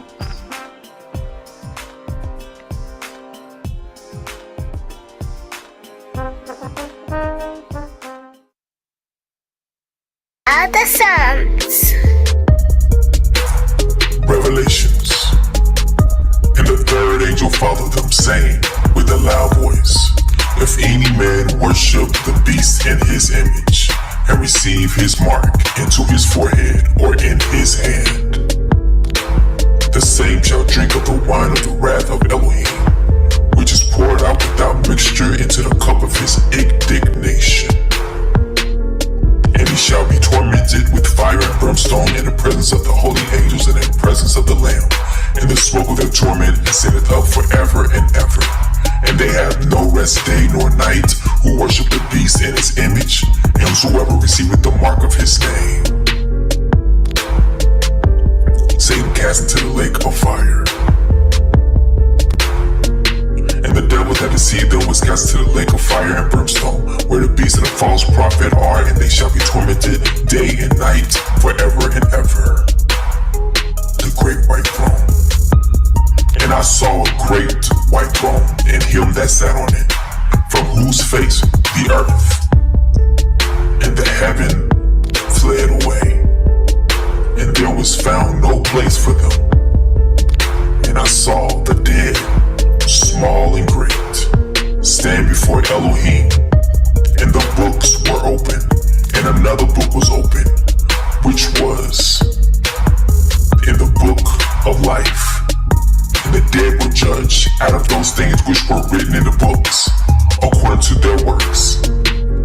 And the sea gave up the dead which were in it, and death and hell delivered up the dead which were in them.